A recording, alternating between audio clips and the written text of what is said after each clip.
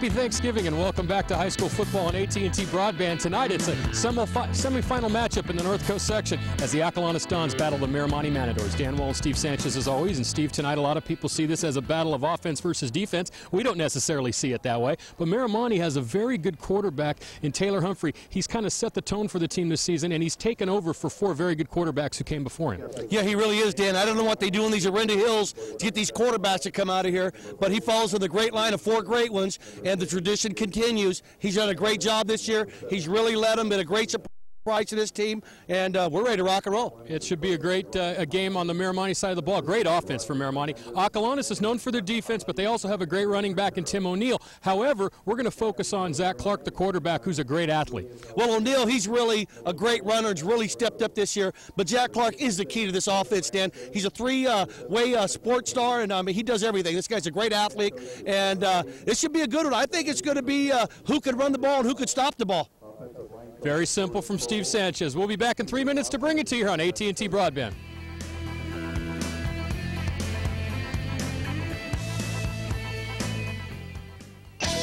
Tonight's AT&T Broadband Game of the Week is made possible by a generous donation from A&B Creative Trophies. They specialize in awards, Letterman jackets, embroidery, and team trophies. Located on West 6th Street in Antioch. Simply the best selection, price, and service. That's A&B Creative Trophies of Antioch.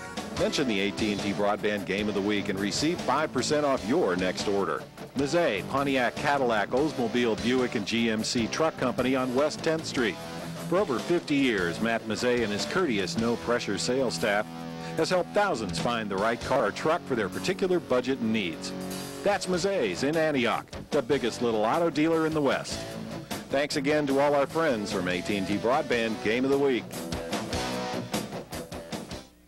Authentic Italian atmosphere. Rocco's Ristorante. Room for the whole family. Rocco's Ristorante. Pizza, beer, sports. Rocco's! Great place for your next team party. Rocco's. The best pizza in the East Bay. Rocco's. Your table is always ready at Rocco's Ristorante and Pizzeria at the corner of Oak Grove and Ignacio in Walnut Creek. Tonight's AT&T Broadband Game of the Week is made possible by a generous donation from Fine Things, Italian charm bracelets, Yankee Candle, Willow Tree Angels, and beautiful gifts.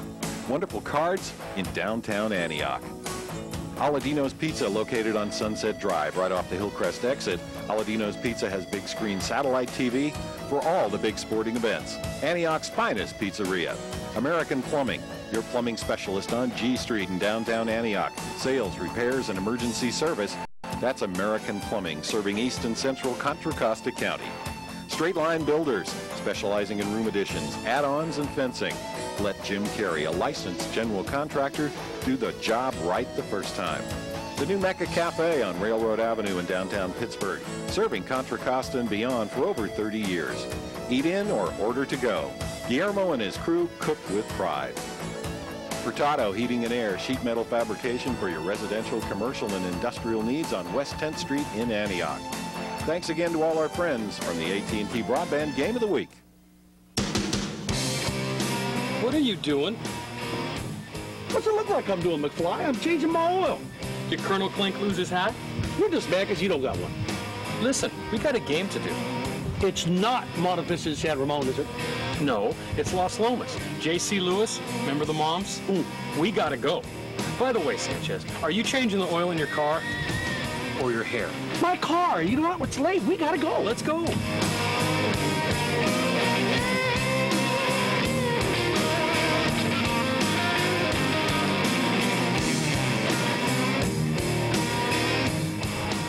Steve, what are you going to do with that oil? I'm throwing it in the garbage. Steve, didn't you learn anything last year watching our games on AT&T? You don't put your oil in the garbage. You don't? No, it'll end up in the river. The river. And the bay. The bay? And the ocean. The ocean? All three. In the words of Johnny Carson, I did not know that. Take your used oil to a certified used oil recycling center. Most will even take your oil filters. Or if you have curbside oil and filter recycling, just seal the oil in a plastic clear container and put the filter in a Ziploc bag and leave it on the curb with the rest of the recyclables. For more information, call 1-800-NO-DUMPING or check out the website at www.funnelhead.com.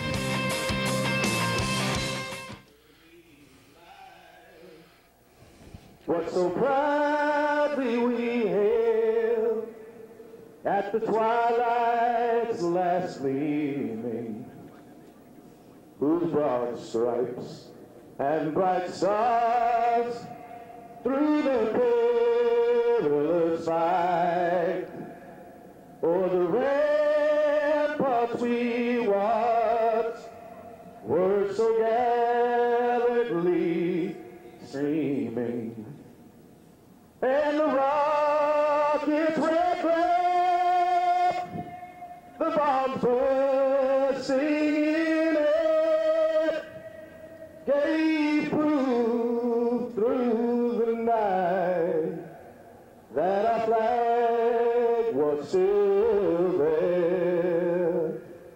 Oh, say does that star-spangled banner yet wave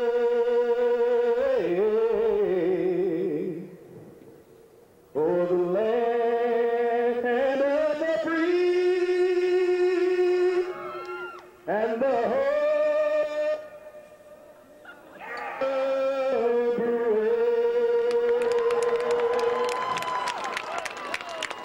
The national anthem here at Miramonte High School. As you take a look at the great new field here at Miramonte, our second time here this year, Steve. We were here earlier back in September when Las Lomas came in here, and of course Miramonte hasn't lost here. They haven't lost in almost 3 years, 35 straight wins. It's really amazing, Dan, the job they've done back in here. I think we're going down the field. We're going to send it to Tony as soon as he's ready, and I'm looking for Tony. I do not see. I think Tony's going to be ready in just a second. We will send it down. They've already done the coin flip. There's no messing around here tonight. We'll send it to Tony when we have an opportunity.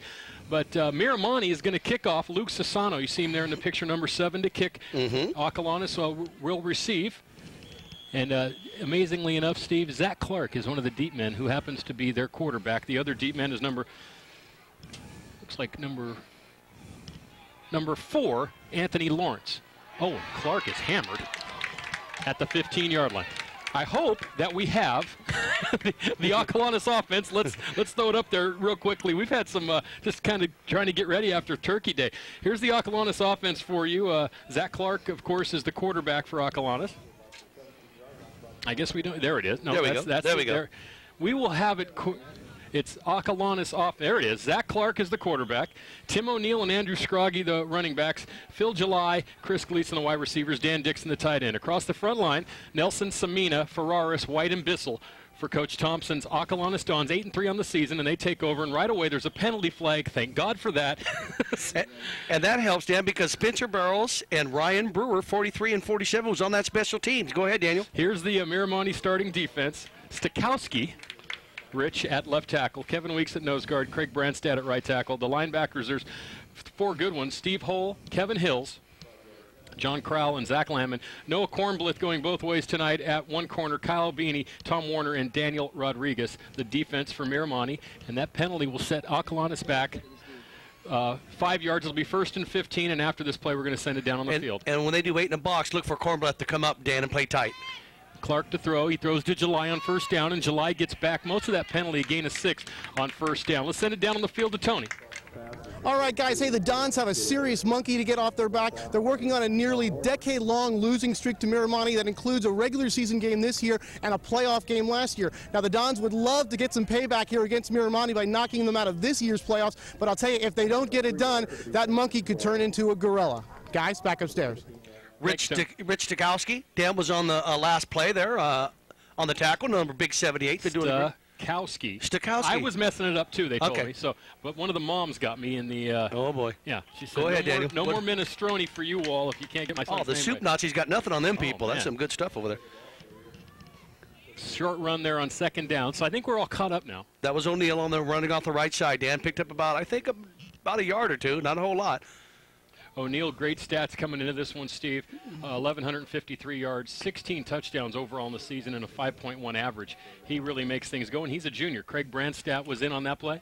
And Kevin Weeks, he does a real good job on the defense. I really like their front of Miramonte's, Dan. Clark to throw, has July. And July has a first down, depending on the spot, and they're going to give it to him. Yeah, I think that last hit's going to knock him right over what he needed to. He was right on the marker, and he got pushed by number 31. That might be Hull. I'm guessing. It's Steve Hull. Oh, my God, I remembered that, Dan, from last game. I didn't even look at the thing. That's amazing. But, you know, he played last year. Oh, okay. So you probably had, we had them a few times last year. You know, too. okay. So first down, and that's a good sign. You said the coaches before tonight's game thought that the running game was going to be important. I thought maybe Acalanes would have to pass a little, but they think different. Well, Coach Thompson, I talked to him. I go, what's the keys to the game, Coach? He said he had 3 keys. He said one was stopping getting the run going for them. And here's O'Neal, the guy that can do it. Oh, he's a boomer, huh? He's a little bowling ball. Little Mike Allstott, like you like to say, Daniel? Little Allstott. He's got some Daniel Nachman in him who they might play if Los Lomas wins and Acalanes can win tomorrow. They might see Nachman again. Here's Coach Thompson on the sideline. That's a nice shot from all the way on the other side of the field. But Coach Thompson told me he established the run. He said he wants to get physical, and our D has got to step up. And then I talked to Coach Wade, and I go, what's your keys? He goes, stopping the run. Adjust to different looks on their offense. He thinks they're going to give him different looks. And O'Neal's a great player. Got to keep an eye on him. And that's a fake to O'Neal and a pitch. Second back that time, number 42, Chris Gleason, the first ball carry of the game for Gleason. And he's tackled for a loss. This is going to bring up a 3rd and about 9 here. And this is a big 3rd down play, but they converted on their first 3rd down play of the game. Yes, they did, Dan. And I want to give credit to Kevin Hills. He's a senior right there, number 53. He came through and made a good play. You know, Acalanes does run a lot of different stuff. Gleason's actually a wide receiver, and on that play you could see that he was kind of came out of the slot and took that pitch kind of on an option. Mm-hmm.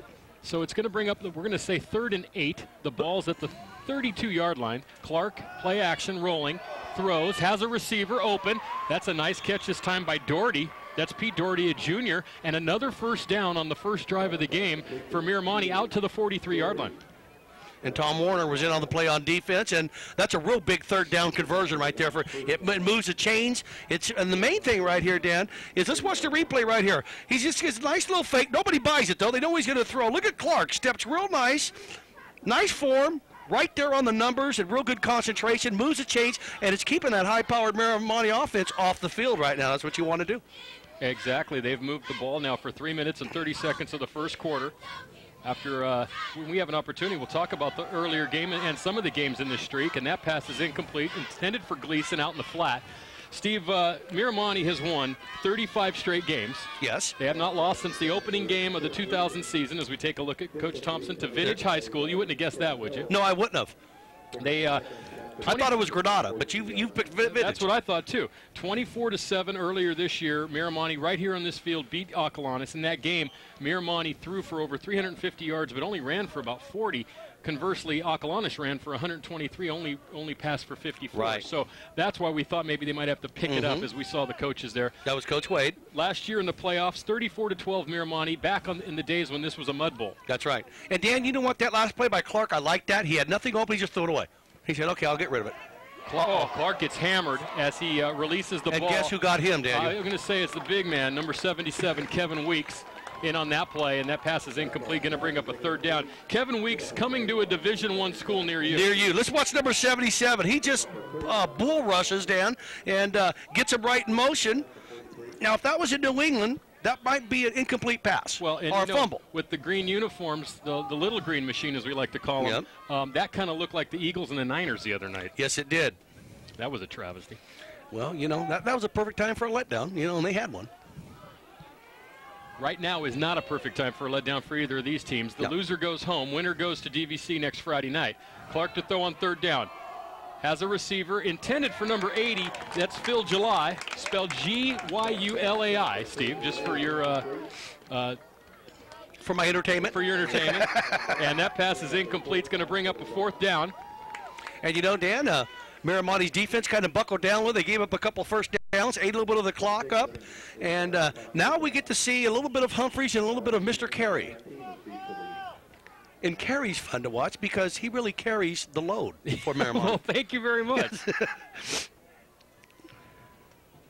Here's the kick. That's Dixon with the kick, and it's off the side of his foot, but gets an Acalanes bounce. And it's going to roll down, and still rolling, inside the 30, down to the 27-yard line. That's where the Matadors will take over here. with 8 minutes to go in the first quarter. Let's take a look at the Miramonte offense. Humphrey, the quarterback, having a great year. Dominic Carey and Bart Gant in the backfield. Cal Stevens and Julian Hausepi in the wide receivers. John Hellam, a very good tight end. Across the front line, Smith, Werner, Branstead, Weeks, and Del Rio, the same line they've had all year and one of the best lines in the area. Oh, it really is, Dan. And Branstead and Smith has been the leaders of that line. I talked to Coach Wade. He says, we got a great line, but them two guys, who they call the plays, they're the quarterbacks of the line, and they've done a great job.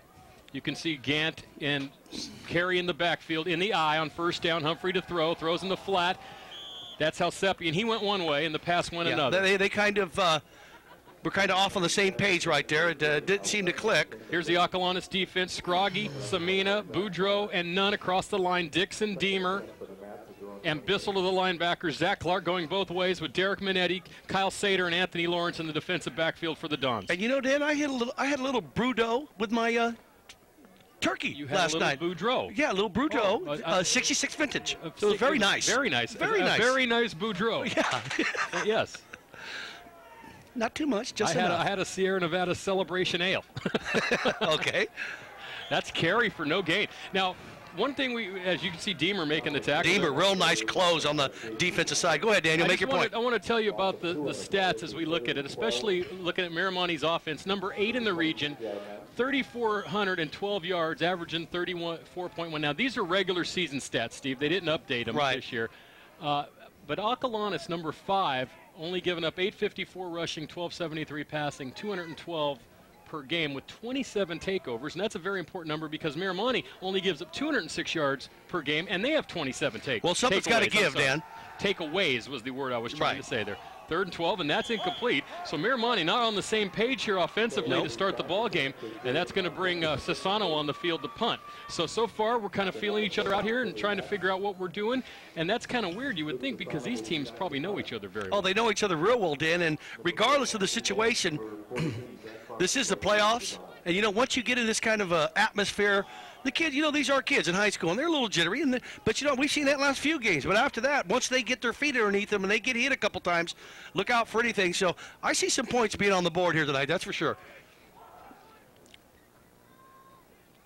Zach Clark does a lot of things for Acalanes. He's back receiving this punt, calling for a fair catch at the 43-yard line. Also back was Anthony Lawrence, and that's where Acalanes will take over here with 7:09 to go. Well, Acalanes held the ball for 4 minutes, and Miramonte gave it back in just 51 seconds. Yes, and, you know, they were a 3-and-out, and right now Acalanes really kind of short field to really work on right now. So field position is Acalanes. The AT&T Broadband Game of the Week, the North Coast Section Championships, are brought to you by great friends of the program, and they include Rocco's Ristorante and Pizzeria in Walnut Creek, Brennan Theaters of Concord and Pittsburgh, Jory's Flowers of Concord and Walnut Creek, and the Contra Costa Clean Water Program and Mr. Funnelhead. 7:09 to go, first quarter, no score here. North Coast Section Division 2A playoff from Miramonte High School. Dan and Steve with Matt Bullender and our great crew. The winner goes to DVC next week to play the winner of Los Lomas Campalindo. Handoff on first down. This is O'Neill. And O'Neill banks straight ahead for 8. Kind of slanted off the left tackle there. Yes, he did, Dan. He ran off the left side of Miramonte's offensive line, and that's Big Kevin Weeks and John Hellam and Jeff Werner. Well, that's Miramonte's offensive line. Well, you know what? Well, I should really, since Acalanes has got the ball, and they ran on the left side of Acalanes, Scroggy and, where am I at, Daniel? Okay, Dixon, Patrick White on the left side. My God. And Samina. And Sabina, the center, got to give Adam he's the big man. He's the big guy up there. 6'7", 330. I like O'Neill. O'Neill's a great player. I would like to. Oh, here's a big game. Trying to get that number for you, Steve. That's Andrew Scroggy. Yes, it is, number 49. Scroggy playing fullback, and he came off a little left side, just a simple little running play right Let's here. watch this little misdirection. Little counter misdirection. A little misdirection right there, and White and Dixon on that side, they do a very good job, and boy, he looks like a load. How'd you like to tackle that thing? See, that's what happens when you're looking for a number you don't normally call, right. And then you look back at the play and go, that wasn't as simple as it looked. It was actually a nice misdirection. It was a real nice misdirection. First down from the 41, O'Neill, and O'Neill gets a couple. A lot of matadors there, including Daniel Rodriguez. And number 78, I believe that is our buddy Stikowski. And I was stopped many times and told that. There's the Miramonte coaching staff. It's Stikowski. And he is a big fella. Yes. We do not have the stats for Miramonte. I can look at it from here, and I'm going to say he's 6'3", 295. No, that you're talking about Weeks. Oh, okay. I thought Weeks was 6'7", 360. Stikowski's about 5'10", 260. Okay. All right. 2nd and 8 for Acalanes. Clark rolling. Oh, what a nice pickup he's on Weeks. Got a receiver in the flat. That was intended for Scroggy. And his reception of that pass was... It was... Let's just watch Scroggy here. Here's Clark. Okay, Steve, rolling follow out. me. Okay. The pass was intended for Scroggy. The reception was... Scrogged? I was thinking more along the line of foggy, but you know. I know. Well, it's not foggy out. I would have called that. Let's play the match game here. But a little bit that was thrown behind him, Dan, to give you an actual replay. It was thrown behind him. He had to kind of adjust to it. Clark kind of threw it behind him, and he had to kind of adjust. His feet came out from under him. And big 3rd down play. Go ahead, Dan. Do your thing. This is the 3rd time for Acalanes on 3rd down. Clark to throw over the middle. Has Dixon, the tight end, and it's incomplete. Rodriguez, it was there, as well as number 11, Tom Warner, and that's going to bring up a 4th down, and Acalanes is going to punt. But they're winning the battle of the clock, and they're winning the battle of field position. Now let's watch this. Clark's got plenty of time to throw the ball right here in the pocket. And right here, I think it might have been tipped at the line, Dan. And again, it's behind him a little bit, and so he kind of had to adjust. He could have caught it, hit his hands, but he had to adjust to it. And they're punting. They're going to try to sit him inside the 5 here, Dan, or 10.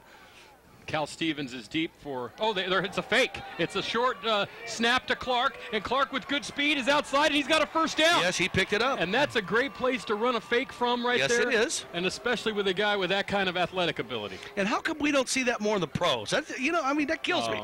I don't know. Anyway, that's another thing. But you know, Dan, let's watch this. You're absolutely right, Dan. What a great place to do this, because if you come up short, you're still giving them, it's still not that bad. And check this out. Here's Clark, and this is what he does, folks. This is just athletic ability. He's pretty quick, and he's going to move the chains and keep this drive going. He outran Chris O'Neill, who's the backup quarterback to Taylor Humphrey. Yeah. Beat him to the marker, and the ball is being marked at, it looks like the 30-yard line. It'll be a 1st down. It looks like they had a little measurement over there. Yeah, well, I don't know why they would, because he ran right past the chains. But anyway, that's here and there. Coach Thompson's right on top of that. But Clark, what a great athlete. I mean, baseball, I think he hit like about almost 400. And basketball, we did him last year, and the guy is just a machine on defense. We'll see him again. We'll see him again this year. Great basketball player, but the kid's just a great athlete.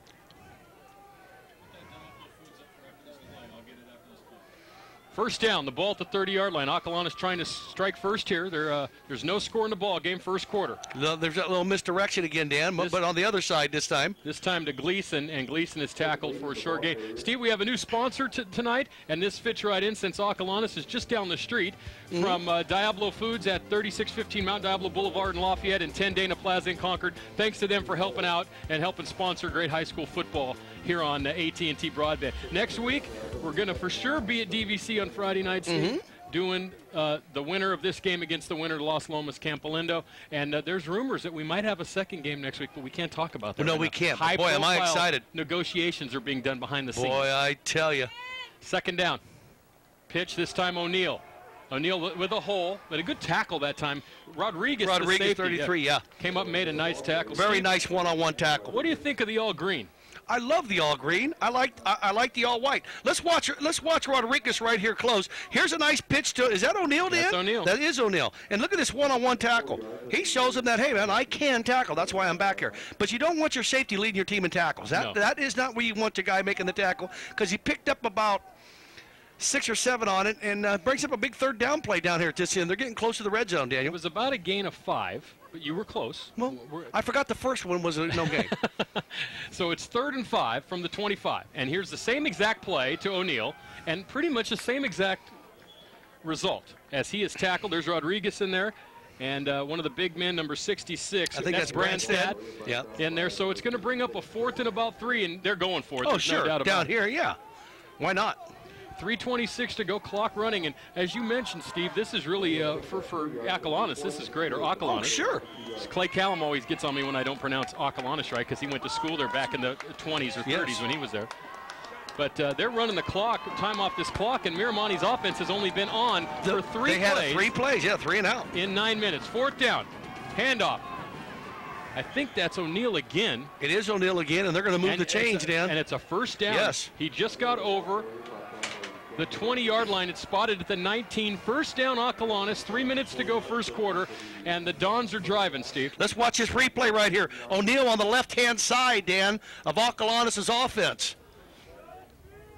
There you go. That's Dixon White. Samina. That's how you say his name. Adam C. Mina. It's like Samina, but it's Samina. I want to say, you're right, but it's Samina. Okay.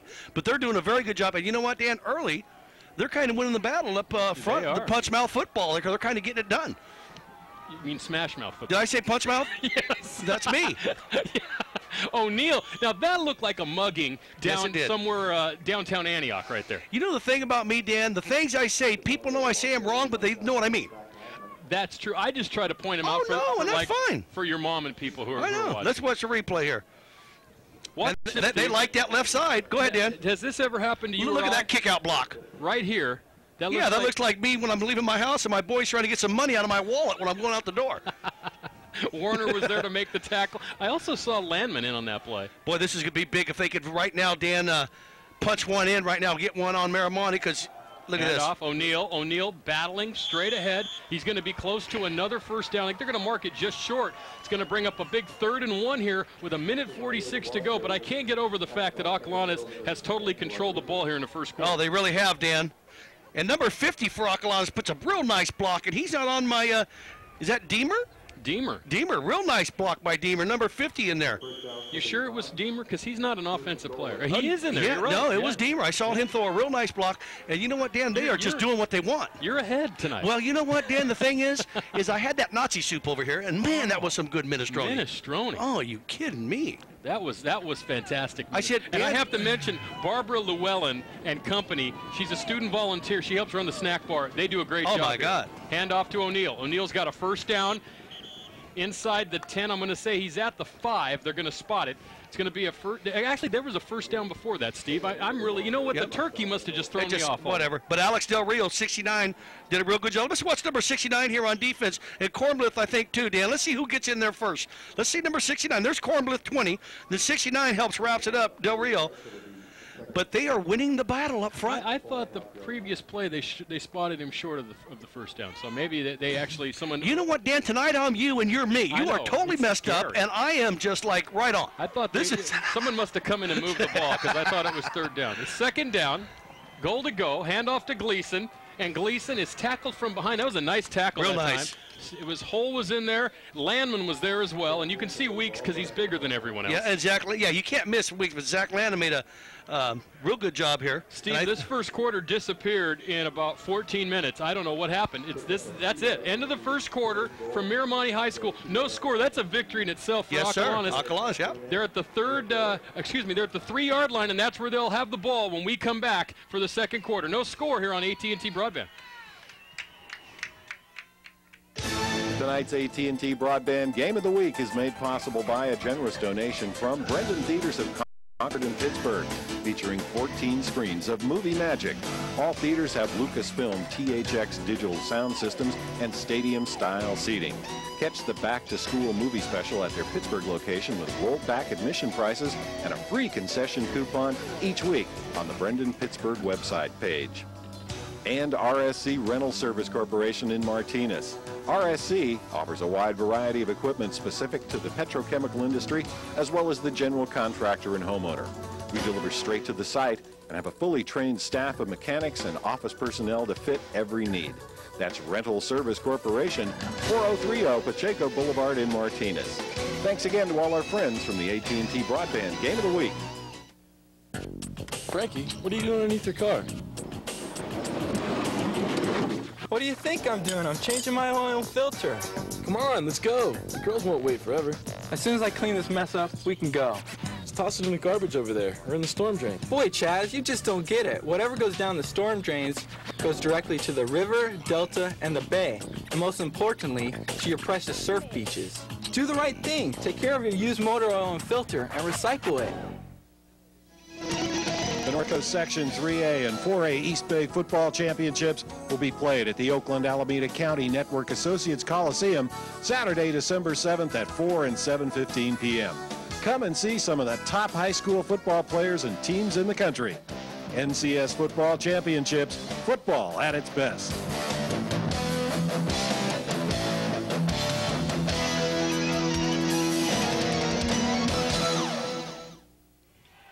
Back at Miramonte High School, no score heading to the second quarter. Tonight's playoff game here on AT&T Broadband. Acalanes comes up to the line, 3rd and goal from the 2. Big play here, Dan. That's Doherty in motion. Handoff to O'Neill. O'Neill straight ahead. Touchdown, Acalanes off the left side. You want to say it while we're here, Steve? Well, sure, Dan. Let's go off the left side of Samina, Patrick White, and Dan Dixon. They've loved that left side this whole drive. Although Deemer's been playing on that side as well. You got to give him a little credit. He got in there. I don't know which one's out, but they've liked that whole side this whole first quarter. And Miramonte, 3 plays, Dan. And we're in the second quarter. 3 plays. This is amazing. This is not something that we're used to here, the extra point. And that is Dixon, and it's up. And I think he dribbled that through. Yes, it looked like a jump shot that I had back in the against Mike Rosinski back in 1981. And so it wasn't very pretty, but it went, is what you're saying. Let's look at something that was pretty. Here's the touchdown. Look at our scissors lifts. We got 2 of them. We got 2 scissor lifts. We don't have any stat guys, but we got 2 scissor lifts. Look at this, Dan. And I like the way O'Neill runs. I can see why he's got so many yards. The kid is just, he's a boomer. And Steve, we got to do a little business. Oh, we okay. didn't get all the sponsors in the first quarter because it went by so fast. Fine Things, Aladino's Pizza, American Plumbing, Straight Line Builders, the New Mecca Cafe, Furtado Heating and Air, Lee Home Sales, Delta RC Raceway and Hobby Shop, Dragon's Lair at Rivertown, Delta Bay Waterproofing, Performance Chiropractic and Communications Building is of America, Dragon's Lair at Rivertown. They got some interesting stuff down They there. got some very nice stuff. It's right there at 512 West 2nd Street, downtown Antioch. And I'll tell you what, they got a lot of good stuff. Look at our new ones, Dan. We got some new sponsors as well. McGarry Motors, quality RVs at discount prices. Humphreys on the Delta, independent copier service. Antioch Automatic Transmission and Antioch Dental Group Building with Dr. H.J. Soto and Dr. P.L. Colston. And I want to thank Cindy Lowry. Go ahead, Dan. We got some more. We're just going right through. Pacific Pride Distribution. Oh, we're not going to do that. I think we're going to wait for the kick. Oh, no, we're going to do it. Joe's Food and Gas, Skip's Copier, Pace Auto Sales, Narrow Road Design, Antioch Opticians, Rock Bottom Records, Images of 3 Hair Salon. Let's keep going, Steve. Business, That's it. business. That's it for cutting it off right now. But I want to thank Cindy Lowry and Humphreys. They did a great job for helping us get this on. And her mom, they own La Plaza. And I think I talked about this. I went there for Sunday brunch. You weren't there. It doesn't shock me that you were there. They got a great Sunday brunch. This is O'Neill at the 8-yard line. O'Neill has a hole up the middle, and O'Neill a good return out to the 35-yard line. That's where Miramonte will take over. And they're probably going to have to remind these kids, here's a couple plays. You're going to run them because I know you haven't been on the field for about 20 minutes. Oh, you know what they probably said to him? Hey, guys, don't forget, we're Miramonte. Get out there. Come on, what's going on? But it's going to be, this right here is who's that down there, Dan? Who are them 2 guys? That's Tony and ZZ Top. He has to run his own cable tonight. Oh, Jeremy's not a very happy camper. Our entire crew is out on leave tonight for some reason. Handoff on first down to Carey, and Carey just a couple. Carey needs running room. He does. He's not an O'Neill that can just bang ahead and get 6 or 7. He needs that push up front, and he hasn't got it so far. Oh, they are going to spot this as a gain of about 4. It's going to bring up a 2nd and 60, but here we are, 11 minutes to go in the second quarter, and Miramonte's ran 4 plays. Yes, they have, Dan, and that was a real good tackle. I want to say it was Scroggy on the left-hand side, but I think it was a linebacker, 54. We got 54, Dan? No. Okay. That pass was intended for Hellam, but if we had a scissor lift view of this pass, you would see that there were 4 Dons surrounding Hellam, and the pass falls incomplete. Clark was over there in coverage, as well as number 45, Marshall Nunn. So far, Humphrey has misfired here, Steve. He's yet to complete a pass. Yes, and I can tell you that even without a stat guy. That's right. Hey, Dan, you know what a Don is? It's a Spanish landowner. Well, Landover. Let's watch the replay right here. Watch. Let's see how good this is. See how good I am. Okay. Look at Hellam. See him right there? Now look at all the Dons right in the middle right there. Look at that. There's a lot of them. There were 4 Spanish Landovers there. Right there was, and they were probably trying to retake that territory. Humphrey on 3rd down, and Miramonte just is not together here in the first half. Humphrey, a little bit of rush that time from Deemer, and he threw the ball into the ground intended for Hellam. It's going to bring up a 4th down. Acalanes, Steve, they're smelling a big upset right here. And right now, Dan, the more this game goes along, the more pressure to come to Miramonte's offense. And, all it will take for Miramonte is that one big play to get them going. So the Dons know they're going to have to score some points to win this game. I say 28 at least for them to win. Now, who's this punter, Dan? He's with the, That's Luke Sassano, and the snap is low, but he Okay. gets the kickoff. Good kick by Sassano. And Mr. All-Everything, Zach Clark, back at the 26-yard line. Fair catch. That's where Acalanes will take over. And isn't he on the Sopranos, Solano? No. Sopranos? No, it's not the Sassanos. It's the Sopranos. But is it Soprano on the Sopranos? No. Go ahead, Dan. Well, we did these already, so we're not going to do those. But we do have a lot of tremendous sponsors here. And I want to thank once again Diablo Foods at 3615 Mount Diablo Boulevard in Lafayette and 10 Dana Plaza in Concord. Top quality food with old-fashioned service and friendly, helpful people. Dan, now you know when it You has know what that means? Neither you or I can work there. But you know what, Dan? Diablo Foods. Anything with food, I'm in. I'm excited about this. Now, top quality food with old-fashioned service. What does that actually mean? That means that they have really good food, okay, and really good service and friendly, helpful people. Are the people who serve the food old? First down. no, it's not old-fashioned service. It's like old-fashioned service. Ah. We still have a flag out on the field. Yes, it is. I guess this penalty was declined because Acalanes. No, actually, he caught that fair catch at the. See, this is one of those weird penalties. Why? If you take the penalty after the fair catch, something must have happened. Maybe, I don't know, it was a face mask or what it was, because they moved up 5 yards. But usually when you take a penalty against the punting team, you force them to punt again. It must have been a face mask. Uh-huh. So that's an interesting call on a punt. Yes, it is. Because it had nothing to do with the tackle, so it's only a 5-yard penalty. So the ball's now at the 32-yard line for Acalanes. They lead 7-0 here with 11:05 to go second quarter. North Coast Section 2A playoff game. Clark to throw.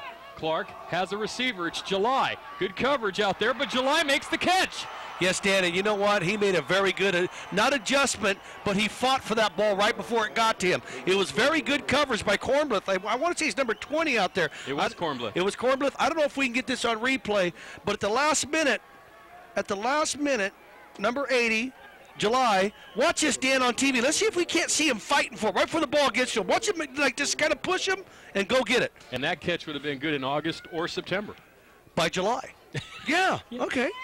I knew you were going to do that one. Over midfield, nice gain that time for July. As a matter of fact, Steve, I can tell you it was a 25-yard gain, and Dave Jackson isn't even here. Yeah. Zach Landham. It was Landman and Albini to make the tackle on Gleason after a 1-yard gain. So Acalanes in Miramonte territory once again. Here's a replay. Let's watch the replay. Let's watch him closing. There's the Mats closer right there. And let's don't forget Weeks. He was in there closing in on him. But that's good pursuit by the Mats. Good defense. And Mark Libby, that's going to make him happy. Defensive coordinator, former Antioch guy. And if I don't mention his wife, Charisse, works with my wife, Natalie, at the hospital. Oh, okay. Yeah, that's a good human interest story. I got to mention that, else I'll get slapped by Natalie when I get home. 2nd and 9. July in motion, handoff O'Neal, and O'Neal picking his way through. You know, he has that ability to stop at the line of scrimmage and then find the hole, and he did it nicely there once again. Steve, I did neglect to mention, Steve, Dan Leary, Bud Cedarberg, Gene Vigil, Harold Francis, and Kevin Reed are our referees tonight. Our AT&T Broadband Game of the Week is brought to you by great friends of the program, A&B Creative Trophies in Antioch, Mazet Pontiac in Antioch, and soon coming to Pittsburgh. RSC Rental Service Corporation, rental sales and service at 4030 Pacheco Boulevard in Martinez.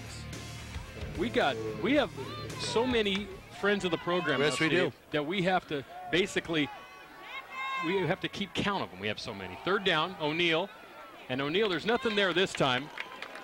Warner was there coming up to help Hole. And also, I believe Landman, who is underneath O'Neal right now and being helped up. It'll bring up a 4th down. And what do you do here, Steve, at the 35-yard line, 4th and about 5? Well, you know what, Dan? On this side of the field in high school football, I definitely go for it. It's not even a no-brainer. I just say, hey, so far I believe in my defense. They're playing good. I believe in my offense. And if I pick up a 1st down right here and go in and get 7, I'm a really very happy guy. 8:37 to go. They've had the ball twice, 6 plays. Unbelievable. Yeah, I mean, you know, they're going to call timeout and think about this a little bit because they really want to pick this 1st down up because this is a big momentum swinger right here, big part of the first half right now, Dan. And there's Coach Thompson on the side talking to Clark, and he goes, Zach, what can you do? He goes, I did anything you want to do, Coach. Yeah. What do you want me to do? I'll do it. Yeah. Steve, purchase your... Oh, we're going to send it down to Tony first. Let's send it down on the field to Tony.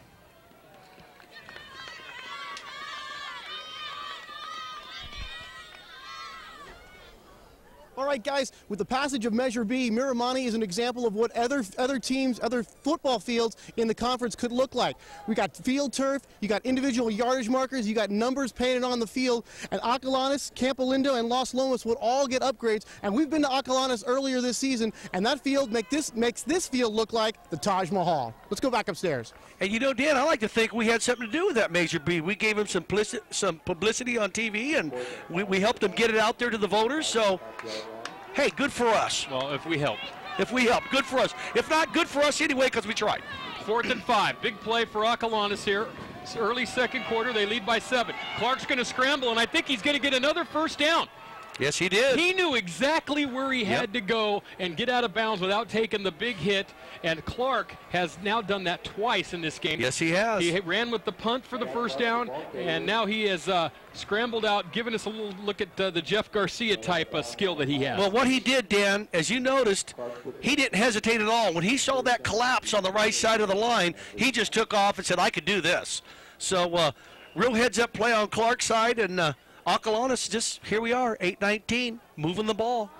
Well, Coach Thompson said that they were not as uptight about being in the playoffs as last year because no one expected them last year. They've had some history here. It's not as good as Miramonte's, obviously. That pass is batted away at the line of scrimmage. 77, big week. Kevin Weeks put his hand up, Dan. I was reading in the paper, though. Let me quote Coach Thompson because they had a nice article in the Times today.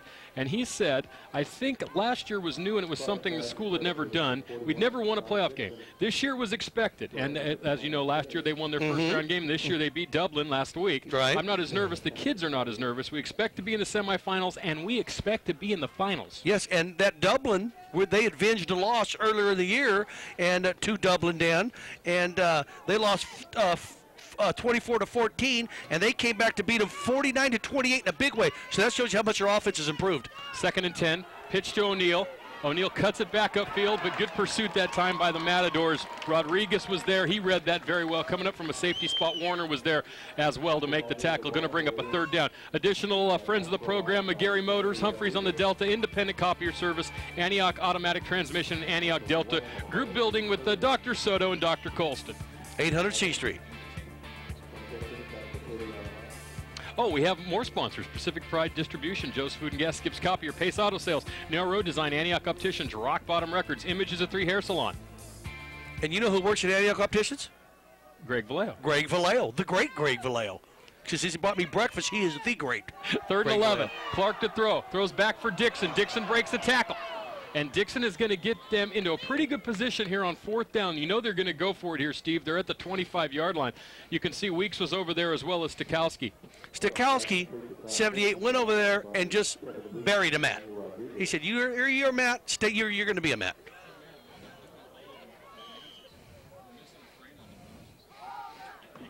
You know what I like about O'Neal? You know what I like about O'Neal, Dan? Let's watch this right here. Let's watch big number 78 over here. Watch this come in. Watch this. Here he comes, and oh, that hurts. Man. Huh? He just said, hey. That was Weeks and Stikowski. Oh, that would move a mountain. 4th and 7. Clark fakes a pitch, then pitches to O'Neal. This is going to take O'Neal's speed to get outside. He gets inside the 25, near the 21. It's going to be short of the first down. It's going to be a little bit short. So Miramonte's defense finally stiffens, and they hold Acalanes as O'Neal is tackled out of bounds at the 21-yard line. Albini made the tackle. Real nice play by Albini. He spread it out a little bit. O'Neal just couldn't take the turn right there, and they came up a yard short. Let's watch this right here, Dan. Clark does a fake, and then he holds it as long as he can. And right here, that's 57, Dan? Rodriguez, I'm sorry, that's Rodriguez. I was going to say, where'd you see Albini? I see him on the sidelines getting high five. Smith was in on that play, and Rodriguez. I just wanted to see Albini online to see if I could pronounce his name. But another play, and the result has been pretty much the same here. Acalanes, there's a big Samina in the middle of that line, and they have stopped Miramonte here now. 7 plays, and Miramonte has probably only gained about 8 yards in tonight's game, Steve. This is incredible. It's really unbelievable with 6:02 to go in the half. The number 8 offense in the region in the regular season, averaging 341 per game. And passing-wise, they passed for 2,300 yards this year in the regular season. Well, you know what? If you look at the first couple of really series, Humphrey's been a little bit shaky, coming out of the gate here. Let's see if he gets calmed down. Humphrey to throw. Now he finally hits the receiver. That's number 83. That's Donner. Donner, first catch of the night for Donner. Donner came into tonight's game regular season stats, 19 catches for 253 yards and 2 touchdowns. And Miramonte, Steve, first down with 5:39 to go in the second quarter. Well, it's the first time I think they've had positive yardage, Dan. Here he is in the pocket, throws a real good ball, a little curl in, about 20 yards down the field, going to move the chains, and you know what? That'll get them confidence right there. That'll get their feet under and say, okay, guys, let's get going, and that's got to help Humphreys a lot. That's got to calm him down. That first completion always gets you settled down a little bit. Sater made the tackle, first down from the 35. Humphrey to throw. Lots of time, finds Stevens near sideline. Stevens makes a move on Bissell, still on his feet, another first down. So 2 passes and 2 first downs here on this drive out to the 47-yard line. And Dan, I was talking to Coach Wade, and Coach Wade told me Alan Donner and Cal Stevens are 2 receivers that are underrated that has helped us a lot. Let's watch this replay right here. Look at Stevens down here, he just camped. And finally he sees him over there, Humphreys, and Stevens just makes a nice hand catch, nice move, turns upfield, gets some more positive, picks up about 7 or 8 more yards, covers the ball. Real good positive play by the Mats. In the regular season, he had 25 catches. Here's a draw play to Carey. Carey picking his way through, still on his feet. Outside, Carey is at the 40, and Carey is dragged out of bounds, far sideline. I believe it was number 4 who made the tackle, Anthony Lawrence. Yes, and Miramonte has run now 3 plays and gained about 37 yards, and on the previous 7, Steve, they had about 6. Well, Dan, this shows you how explosive this offense really is. And up by 7, Coach Thompson on that last drive wish he could have gone in for another 14. Let's watch this right here. They've had 2 pass completions. Okay, now they do a little draw, kind of like, look at Carey. This is just speed, Dan. He gets to the outside right here. He gets tripped up a little bit. But Lawrence in the pursuit right there knocks him out of bounds, but it's a good positive play. First down, Humphrey to throw. And he throws a bullet to Stevens at the 31-yard line, and Stevens makes the catch. Stevens is a good possession type receiver. Yes, he really is. Steve, and that was another great play, near another first down. Some other friends of the program, Steve, Antioch Chiropractic and Dr. Bill Riston, Golf and Games, S&S Imports, Triton Environmental and Engineering, Antioch Armory, Pantel's Music Box, and Bestwick Insurance. Halsepian has been the big guy. Halsepian's been the big. Halsepian's been the big guy on offense, Dan. And but I'll tell you what, Stevens and Hellam has been a big part of the offense too. Hellam's a great tight end. There's Carey. It's going to be close to a first down as Carey carries. He carries. Hellam caught 44 passes for 686 yards and 5 touchdowns in the regular season, and Halsepian had 42. So between those 2 guys, they had 86 receptions. Yes. You can see, Steve, Humphrey passed for 2,183 yards, 23 touchdowns, only 8 interceptions, had 155 passer rating, which is phenomenal in high school. He had a great year, and we were talking, and as we have a timeout on the field, we were talking about those other quarterbacks that went here. Can you name Mark Gillen?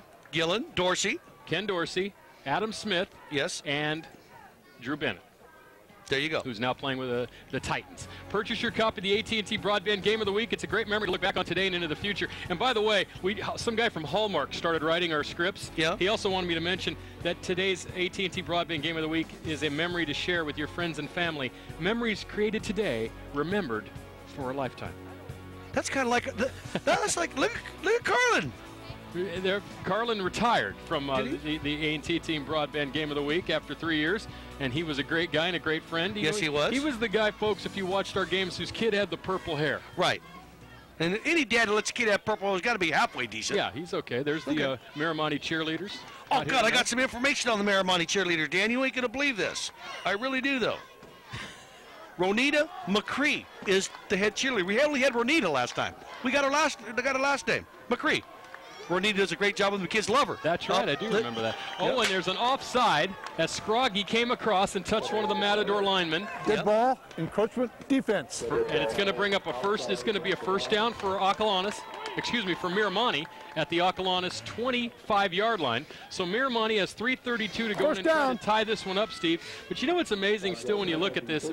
Unfortunately tonight, folks, all of our stat guys are in Southern California. This is AT&T Broadband. That's Steve right. Sanchez. Yeah, holiday weekend. We can't, Family comes.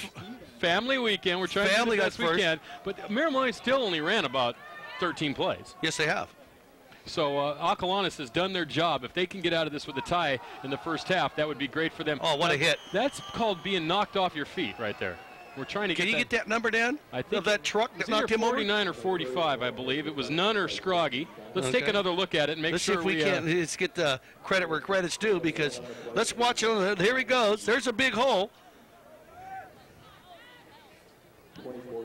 It was Deemer. Deemer was one of them, but right there. And Scroggy. Scroggy. So we were close. Yeah. We try to get these kids as much yes, as we do. 2nd and 9. Miramonte trying to even this one up. It's 7-0 Acalanes, and another good play. I think that was the big man. It is. I don't think you're going to go too far when Mr. Samina wraps you up. No, when number 78 grabs you, it's pretty much end of story. It's over. It's over. Steve, let's talk a little bit about the Miramonte coaching staff. Coach Wade, of course, his first year as a head coach, went to UC Davis, graduated here from Miramonte High School. Mark Libby, Sanjay Lal, George Crowell, Pete Clausen, Rich Stikowski, that's the father of the player. Travis White, of course, is here, and Luke Bodwin is the JV coach, and I'm sure he's helping out tonight. Since somewhere. That's the way they do it. They're all a big family over here. Brought up a bunch of kids. You can see there's all kinds of kids on the sideline tonight for Miramonte. 3rd down, Humphrey to throw. Oh, a great block. And a pass to the end zone. It's incomplete, and there's going to be a flag. There's a hold as Clark was guarding Halsepian, and Halsepian did a little politicking for that flag. Yeah, he did. Great block, though. If we get a replay of this at the line, you can see a guy just hammered Manetti. Watch Manetti. Your right-hand side. Right here. Right here. I see that. Right on the right-hand side. Branstad. Set him straight. Yeah.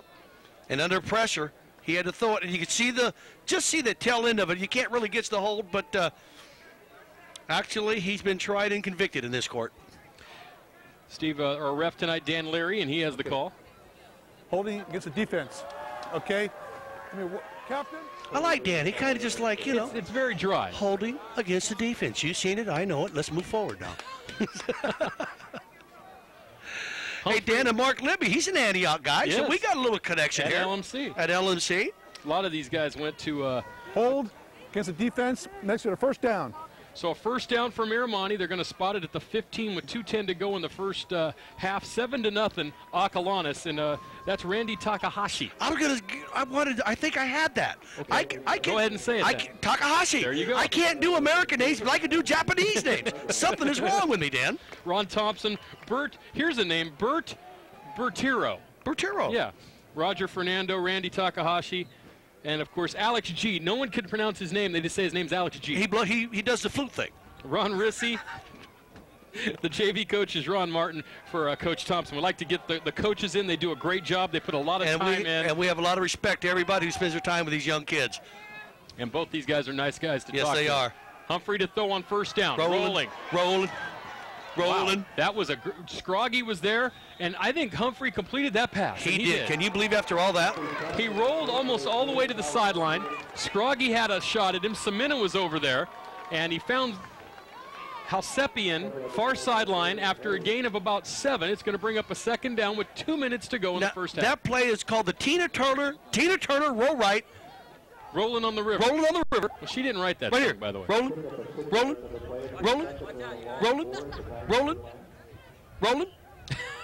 Rolling. And now look at this catch. Look at this catch, folks. Oh, come on. Are give you me a kidding break. me? What camera work? Are we the NFL or what? Is that unbelievable? It's the NFL on Fox. My. Humphrey spreads the offense. Then he throws one through the hands of Stevens in the end zone, incomplete. That was a bullet. Yeah, great coverage by Clark. Who wrote Proud Mary? I'm going to have to say Proud Mary, was it Credence? John Fogerty. John Fogerty, thank you. Okay. I can do that 70s stuff, Dan. I was giving you a shot. You're doing good tonight, Steve. Well, you know what? Oh, what a great play by Clark. How come we haven't had no metal mat stuff come up? Yeah. Well, we will. Okay, I don't know. He's still doing the Scorpions. I think everyone in the world has seen that. The Scorpion. Yeah, the Scorpion. What is Dio? Dio's next month. Is that a band? Ronnie James Dio. Oh, okay. He has a band. I just know McCartney's got one out. That makes me excited. Oh, that's a very good one. I saw that special the other night on ABC. Very good. 3rd down. Humphrey to throw. Rolling. Looking. Fires. End zone. Oh, what a catch. What's what the call? What a catch. Out of bounds. at the 1-inch line. Oh, come on. Is that Halsepian? Yes, it is. It was Halsepian, and they're marking this. Steve, I don't think there's any room between the ref's foot and the white line at the goal line. Watch this. What a catch, though. Oh, look at this play by Halsepian. He just stretches out. Look at this. Good call, though. Yeah, he wasn't in. It was a good call. He wasn't in.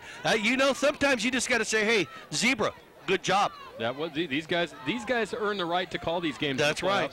They've done a fine job so far tonight. And they better do a good job, because if not, we'll let them know. No, we don't do that.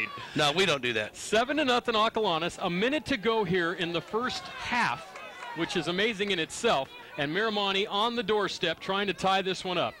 Motion man Donner. Humphrey straight ahead. And that's in. Touchdown, Miramonte. With the extra point, Steve, we'll be tied at 7, but I still got to say, an upset, because Acalanes, especially with the 35-game streak and not winning here in 10 years, this is pretty good for if you're the Acalanes Dons. Well, you know, Dan, this is like mixed emotions. It's like watching your mother-in-law drive off a cliff in your Mercedes-Benz. You don't know what to think, because you're looking at it and you're thinking, okay, Acalanes really done what they want, but Miramonte has scored to answer, and now they got something positive to go in the room and say, we play like crap, we're tied, but you know what? Acalanes says we got him right where he wanted, so there's positive on both sides. And they're forced to use a timeout because I don't think they have enough men on the field. No. So we're a big kick here to tie it up. Let's see if we can get well, first of all, Matt wants to show us coming up next. Okay. CC Rock this month, the Scorpions, and next month Dio. And oh, look at let me see. There's Matt. There's Dan. Who is that? There's me. Oh, that's Jonathan, the late cameraman, yeah, who got ran over. And look at me on the base. You know what, man? I'm looking pretty good there. I think I like that. I like this better. Like that. I'm just ripping it up right look there. Look at that. and you know what? Steve, you couldn't play the bass if Stanley Clark was reincarnated inside your body. Stanley Clark, was he a jazz guy? He's still alive. He's a great player. Yeah. I mean, big black guy, great jazz bass player. Oh. Toured with Keith Richards once with the New Barbarians. Here's a picture of the touchdown. Look at this camera work right here. Yeah, look at this. And this is called quarterback keeper class 101. That's and how right you, in. Right in. From 1 yard out. It's 101. It's how you do it, and this is how you teach it.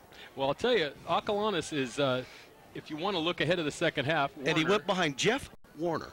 Acalanes has to kick off to Miramonte. Here's the extra point from the scissor lift, and it's right down the middle. We're tied at 7 with 52 seconds to go. Acalanes doesn't have the kind of offense with 52 seconds where they can just roll down the field. No, they really don't, Dan. But you know what? They can kind of go, hey, let's go in half. We're all even. We only got a half to play these guys, and we're right where we want to be. This first half went by in about 50 minutes. Well, you know what that means? We get cherry pie early tonight. And they better have our cherry pie tonight. I had cherry pie last night at my mom's, and it's the best cherry pie in the world. Well, Dan, I have a theory. Go ahead. I think we're going to do some business here, Daniel. We're going to talk about some additional friends of the program. Lee Home Sales, Delta RC Raceway and Hobby Shop, Dragon's Lair at Rivertown, Delta Bay Waterproofing, Performance Chiropractic, Communication Buildings of America. Fine Things, Aladino's Pizza, American Plumbing, Straight Line Builders, the New Mecca Cafe, and Furtado Heating and Air. Steve, what's your theory? My theory is this. When you have Thanksgiving, I don't eat a whole lot, because you know what? I go after Grandma's from scratch, coconut cream pie, banana cream pie, and pecan pie. You can probably get a lot of that stuff at Diablo Foods, 36. Yo, you can. My grandmother works there. Does she? She's one of those old-fashioned friendly people. She is old-fashioned friendly service. 3615 Mount Diablo Boulevard in Lafayette and 10 Dana Plaza in Concord. Thanks for their help tonight. Sassano to kick. 52 seconds to go here in the first half. Clark takes the kick at the 3-yard line. Zach Clark up the middle, breaks outside, and he's tackled at the 20-yard line. And let's get that number on special teams, I believe. I'm going to give it to you, Dan. If our camera stays there, it's number 3. Zach Landman. Zach Landman. But, Dan, here's my theory. I could always get that turkey and ham later. That pie's not going to be there very long. Well, let me tell you our theory. My parents are going to be out of town for Christmas. Okay. They're going back to see my brother in North Carolina. All right. So my mom made roast beef for Thanksgiving because we really like the roast beef and mashed potatoes. And we're going to have turkey in January. Don't ask me why we couldn't have had the roast beef in January, but you know, you can figure with my mind, I had to have gotten some of it from my mother. I'm not a big turkey guy either, because next year I'm doing a prime rib. I'm saying, I like prime rib. Why do I got to have, who says I got to have turkey?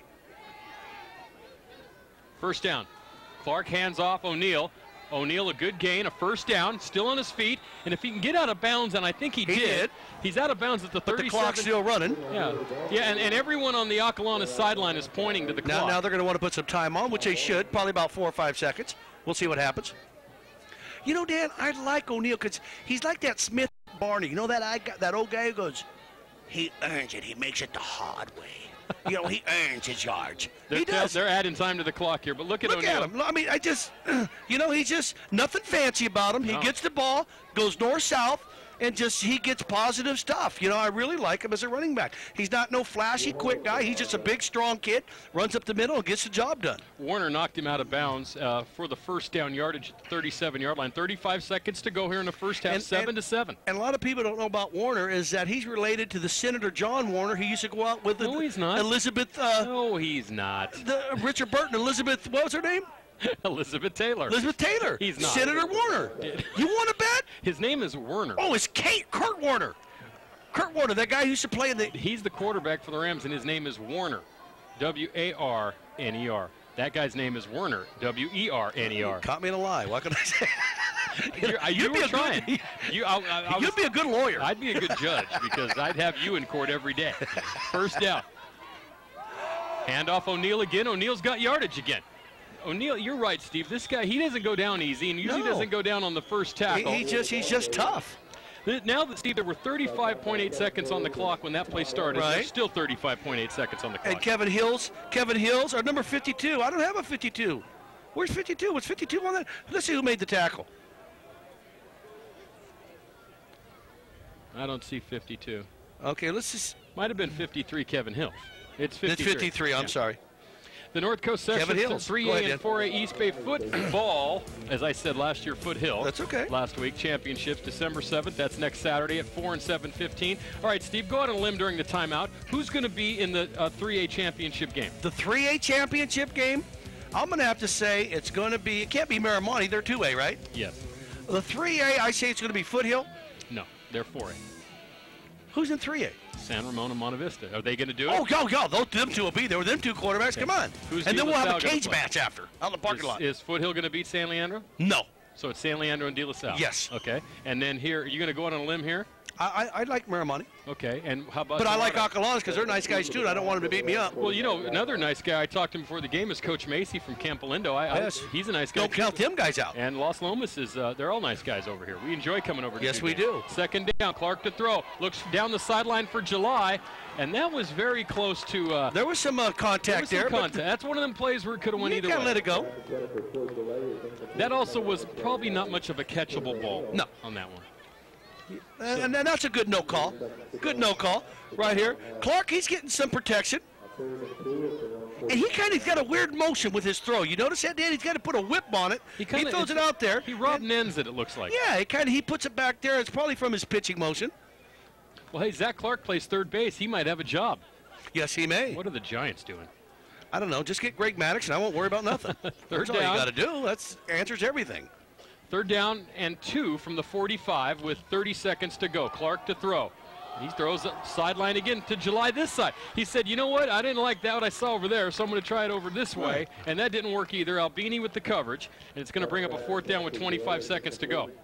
And I really think they just need to punt the ball away right here, Steve. Well, here it is, Dan. And, you know, he's still getting good protection. And, boy, he's really got a – but he can throw the ball. You look at the results. I don't care what he throws it like. It's kind of like that guy who shoots a jump shot. If it goes in, I don't care what it looks like. Just keep doing it. Clark, 69 and 148 this year for 797 yards. But he is in relief of Paul Marchant, who was the starting quarterback early in the season, but he's injured.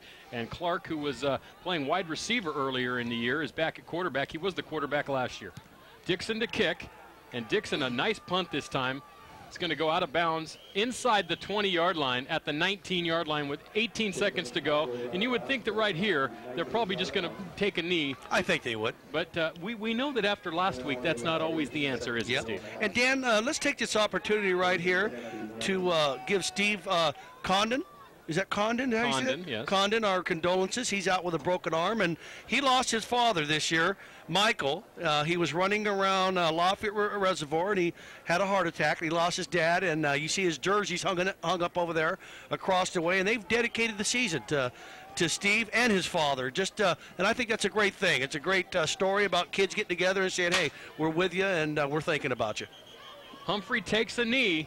And if no one calls a timeout, that'll wrap up the first half. Steve, are you surprised with this 7-7 score? Yeah, I really am, Dan. I'm surprised because Miramonte really didn't have much of an opportunity to do anything. They got the ball 3 times. They scored once. They had 2 3-and-outs on offense, and really Acalanes controlled the clock and the tempo of the game. Even though at the end, Miramonte scored to make it 7-7. I think that's a big boost for them going into halftime. But, hey, what are you going to do? We're going to send it down to Tony with Coach Wade. I'm with Miramonte coach John Wade, and Coach, so far the Dons doing a pretty good job against your offense here in the first half. How do you get that turned around, and what are they doing right? I mean, they're stopping the run. They're doing a really good job defensively. They're getting after us. We tried to spread them out a little bit. We're a little successful with that, so I think we just have to kind of stick with that and see if they can stop us from throwing the ball at this point. Well, that last drive looked pretty good, and good luck in the second half, Coach. All right, thanks a lot. Let's go back upstairs, guys. Thanks, Tony. It's 7-7 at halftime. Steve, should be a great second half. Should be a great second half. It's set up for a great one, Dan. We'll be right back for it. Huh? We'll bring it back to you here in after all of our wonderful halftime activities, and I'm sure some video of the Raiders or something will be coming up here. There's the Miramonte cheerleaders. They'll take us out here 7-7 at halftime. Tonight's AT&T Broadband Game of the Week is made possible by a generous donation from A&B Creative Trophies. They specialize in awards, Letterman jackets, embroidery, and team trophies. Located on West 6th Street in Antioch. Simply the best selection, price, and service. That's A&B Creative Trophies of Antioch. Mention the AT&T Broadband Game of the Week and receive 5% off your next order. Mazzei, Pontiac, Cadillac, Oldsmobile, Buick, and GMC Truck Company on West 10th Street. For over 50 years, Matt Mazzei and his courteous, no-pressure sales staff has helped thousands find the right car or truck for their particular budget and needs. That's Mazzei's in Antioch, the biggest little auto dealer in the West. Thanks again to all our friends from AT&T Broadband Game of the Week. Authentic Italian atmosphere. Rocco's Ristorante. Room for the whole family. Rocco's Ristorante. Pizza, beer, sports. Rocco's! Great place for your next team party. Rocco's. The best pizza in the East Bay. Rocco's. Your table is always ready at Rocco's Ristorante and Pizzeria at the corner of Oak Grove and Ignacio in Walnut Creek. Hi, Frankie. It's Christy. Do you want to come over for a swim? Wow, I'll be right over. What are you doing, Christy? Oh, hi, Frankie. My oil's really dirty. Will you change it for me? I thought we were going swimming, though. I guess so. Dee, thanks. All the stuff's in the garage, but don't make a mess, otherwise my dad will get mad. Well, I'm done changing your oil and filter. Now I'm going to go to the certified center on the corner and recycle your oil and filter. You don't need to go through all that trouble, Frankie. I got a much better idea of what to do with the oil and filter. My city has curbside oil and filter recycling. Just seal it up tight and put it on the curb with the other recyclables. Call 1-800-NO-DUMPING for more information, or check out the website at www.funnelhead.com. Tonight's AT&T Broadband Game of the Week is made possible by a generous donation from Lee Holmes Sales, home with a $299 camper shell. With over 250 shells in stock, open 7 days a week, we treat your truck like our own. Delta RC Raceway and Hobby Shop, Northern California's largest radio control racing facility behind Fairgrounds on 10th Street. Dragon's Lair at Rivertown in downtown Antioch, specializing in stained glass windows, picture framing, collectibles, jewelry, and items for home and garden. Delta Bay Waterproofing, a specialty contractor that specializes in caulking, waterproofing, and coatings throughout the greater Bay Area. Performance Chiropractic and Rehabilitation Center in Concord, Clayton Valley Sports Injury Specialist. Auto Industrial and General Injury Care on Treat Boulevard in Concord. Communication Buildings of America, local manufacturers of portable communication shelters, general contractors, metal fabrications, and custom fiberglass in downtown Antioch. Thanks again to all our friends from the AT&T Broadband Game of the Week.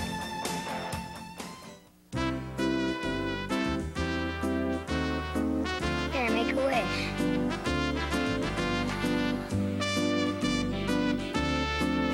He loves me. Will you marry? Will you marry me? Be my wedded wife. Jory's Flowers, 2 locations in Walnut Creek and Concord. Call now and receive $10 off your next order. Minimum order $35 plus tax and delivery. Jory's Flowers. What do you want your flowers to say?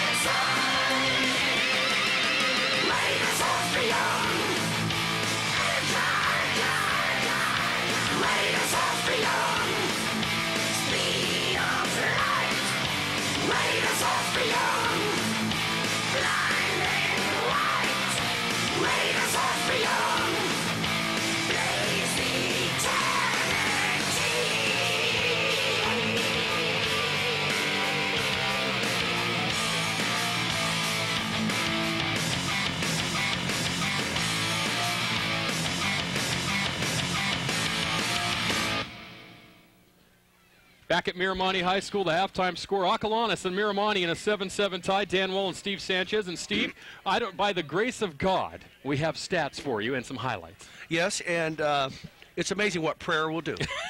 We prayed for some stats and we got it. But let's take a look at the highlights first. Steve, it was a pair of short touchdown runs. O'Neill for Acalanes got them on the board first. It was 7-0 after that run. And he was a big workload in the first half. He really showed what he's made of, Dan. And here's Humphrey, and that's the highlights. That's it, folks. So if you were watching the district, That's didn't right. miss that much, or the first period of the Sharks game.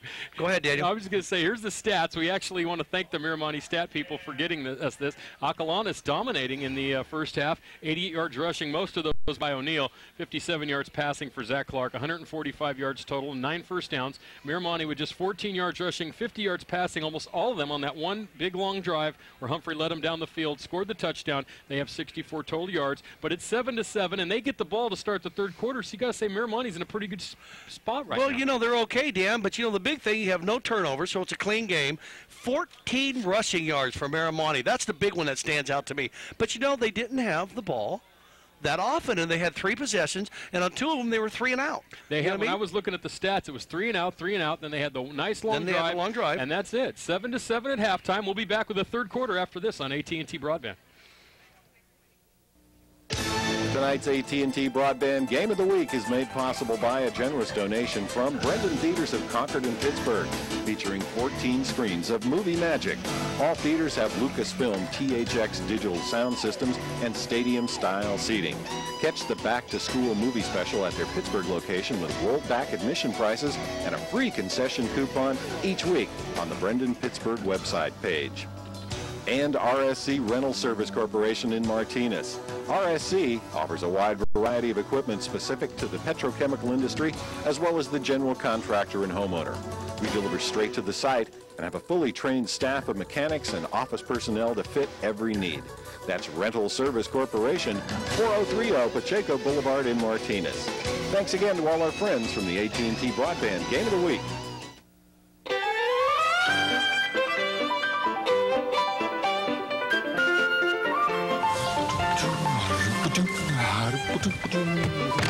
Hey, get me out of here! Help! Help! Help!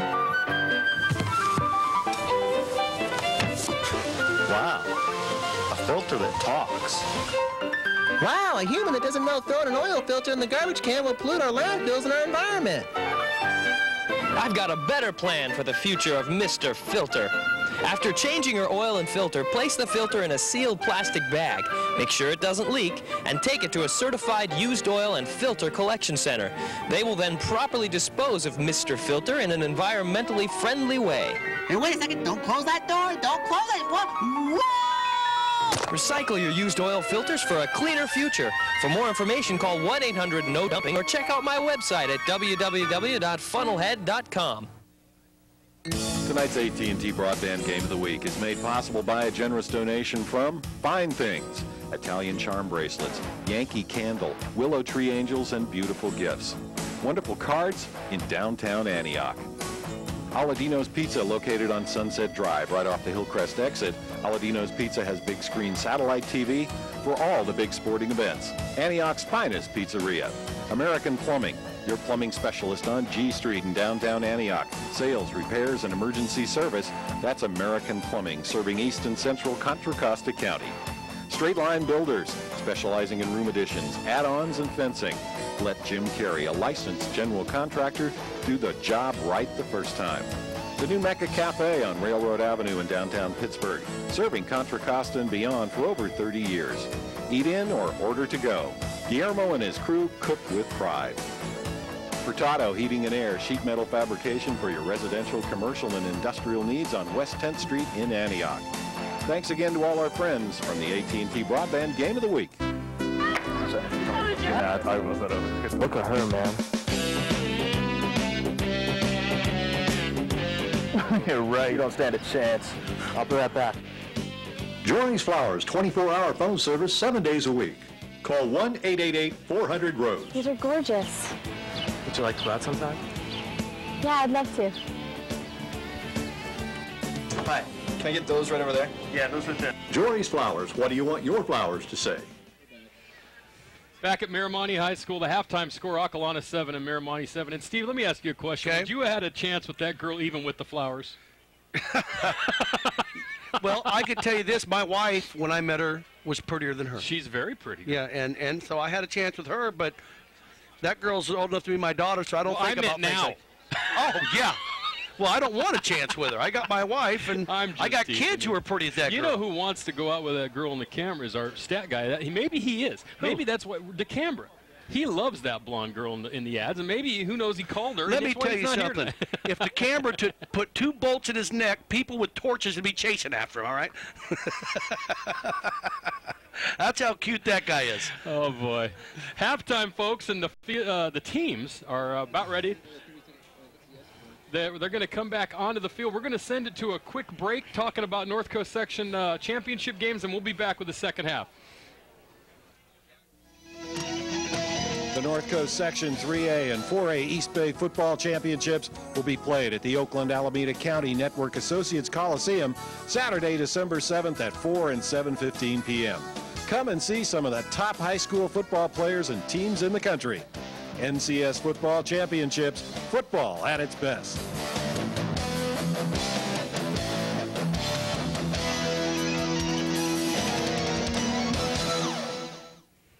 Next week at the Oakland Coliseum, the 3A, we talked about that before the break, Steve. You're anticipating a San Ramon Monta Vista matchup at 4 o'clock, and we might have that game for you next week. We're in high-level negotiations with many stations right now for that game. Well, what a great way to end Sam Keller and Kyle Wright's career at the Coliseum. I mean, they both have to win tonight, though, to get there. Well, you know what?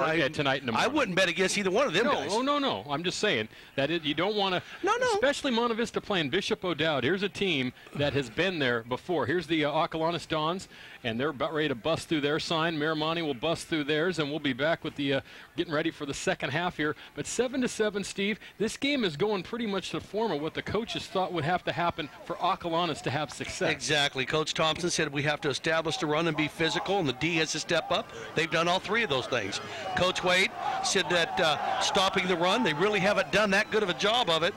Just to the different looks. Well, they didn't give him that many looks, just a whole lot of O'Neal right up the middle.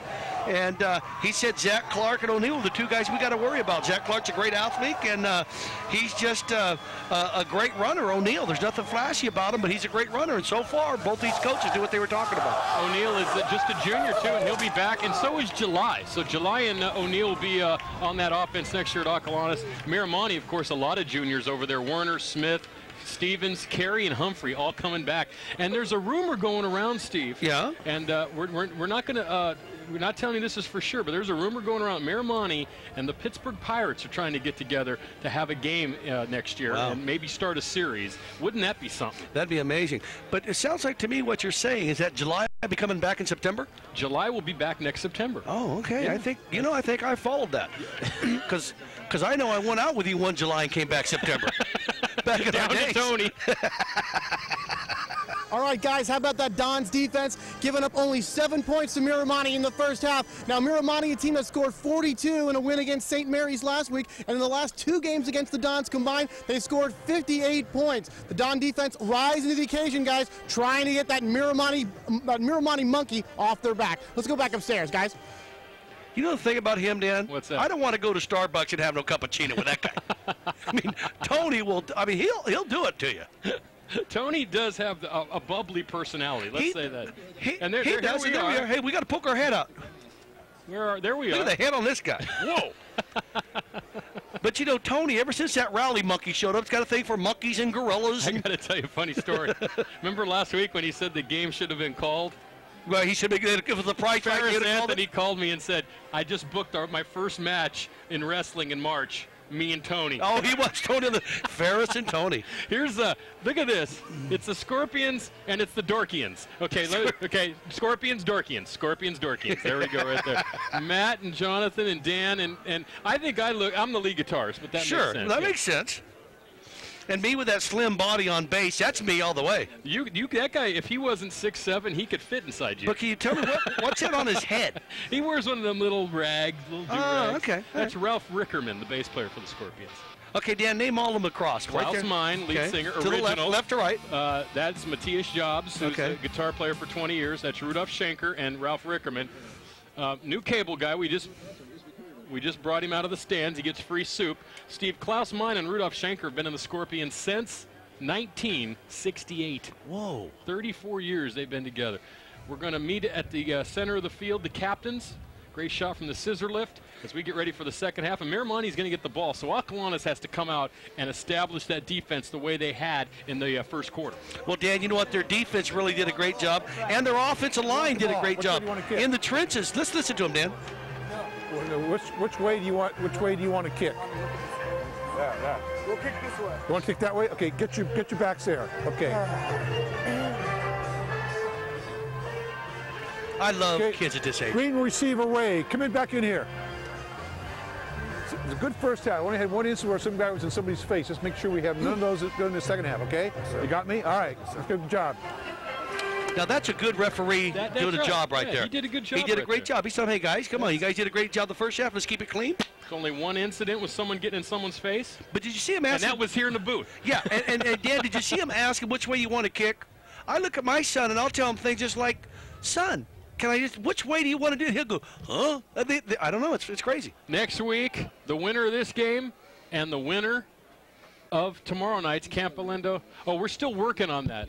Okay, we're still working on. We're going to actually have some graphics for you. It'd be very nice. But we can still tell you that the winner of tonight's game plays the winner of the Campolindo Los Lomas game. I saw Coach Macy from Campolindo. We had a nice chat. I see him today talking to you. You know what he told me? He said, he goes, we were talking about the field. Like, hey, you're going to get one of these fields. He goes, I don't want.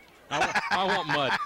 I go, you want the stands in the press box. There's Humphrey warming up. He goes, look for him to have a big second half. I want the stands in the press box. He goes, but I want the grass. He goes, let the soccer, put it out in the soccer field. I don't think he's going to have a lot of say in it.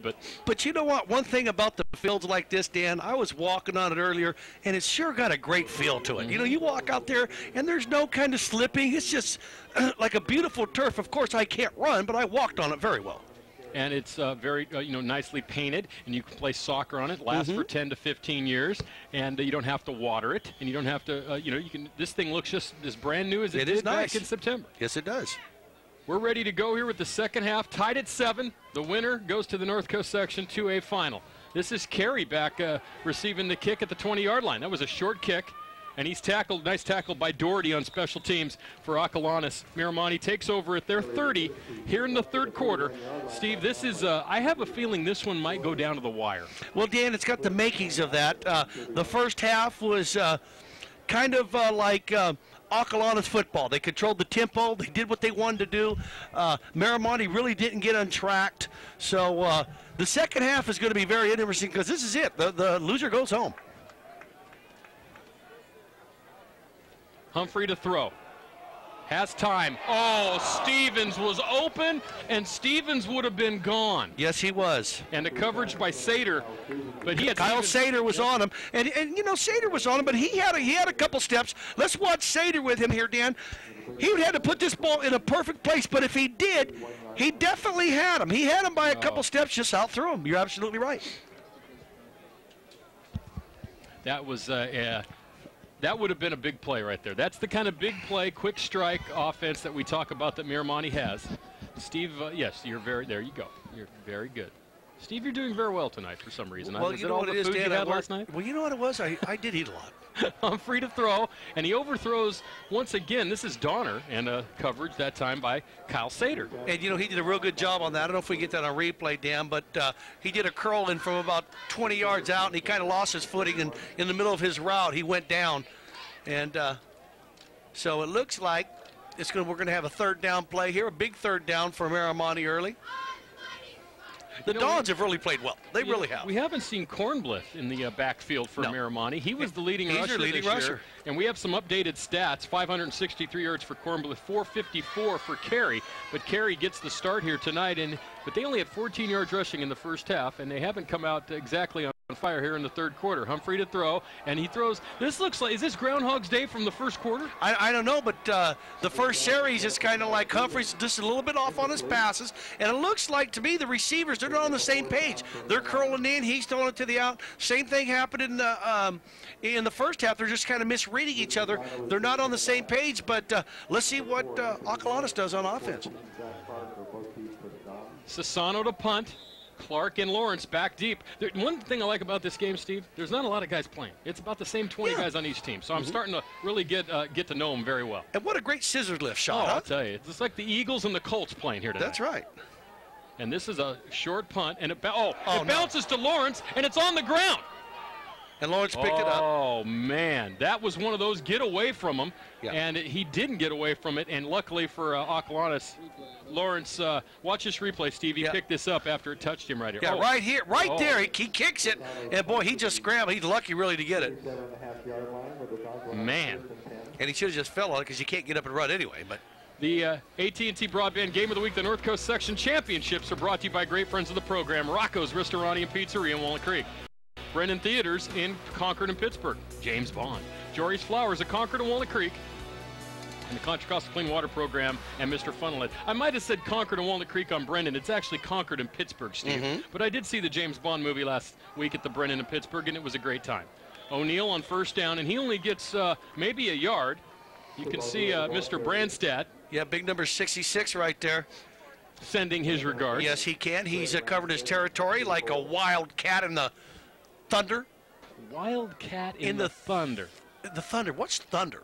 What in the wildcat in the forget in the wild. In the wild. Whatever. A wildcat in the thunder. Tundra? In the tundra. Is tundra? The frozen tundra. Reputa the buta? Rapundle the bundle? Oh, nice misdirection handoff to Glee. Oh, a great play. Oh, man. That was number 31. Now, this is Steve Hull. I'm going to say hi to his mom, who had wonderful minestrone soup for us tonight in the snack bar. Also, once again, Barbara Llewellyn and company, a student volunteer, and they do the snack bar. The snack bar here is the best snack bar in all of high school It sports. is. And Steve Hull's mom was over there. You know when I went there? I said, do you have any minestrone soup? You know what she said? Dan was here for the soup. No soup for you. I don't think she said it like that. She said, no soup. No soup for you. Dan ate all the soup. He said, no soup. Dan had two. No one has done anything so far in the third quarter. Clark to throw. Oh, look at that. You know what? July had absolutely no clue that that ball was coming. He turned around, hit him right in the hands, and another big play for Clark and July. There was never that was Lewis and Clark, not Clark and July, right? Yeah. Let's watch the replay right here, Dan. Let's watch number 20. Dan, I think for Kornblith. Kornblith. Let's see if it goes right through his hands here. Let's 20. He went to knock it down and it got by him. That was one of those plays where the receiver makes his cut and the ball's already in the air. And there's Rodriguez finishing it up. O'Neal on first down, and O'Neal, man, he loves that. They run that. They must have a play. He must just say, run the play over the left side, because that's the play they run all the time. There was a great shot there, Dan. We didn't get to see it, but there was two face masks tangled, an Acalanes and a Matt.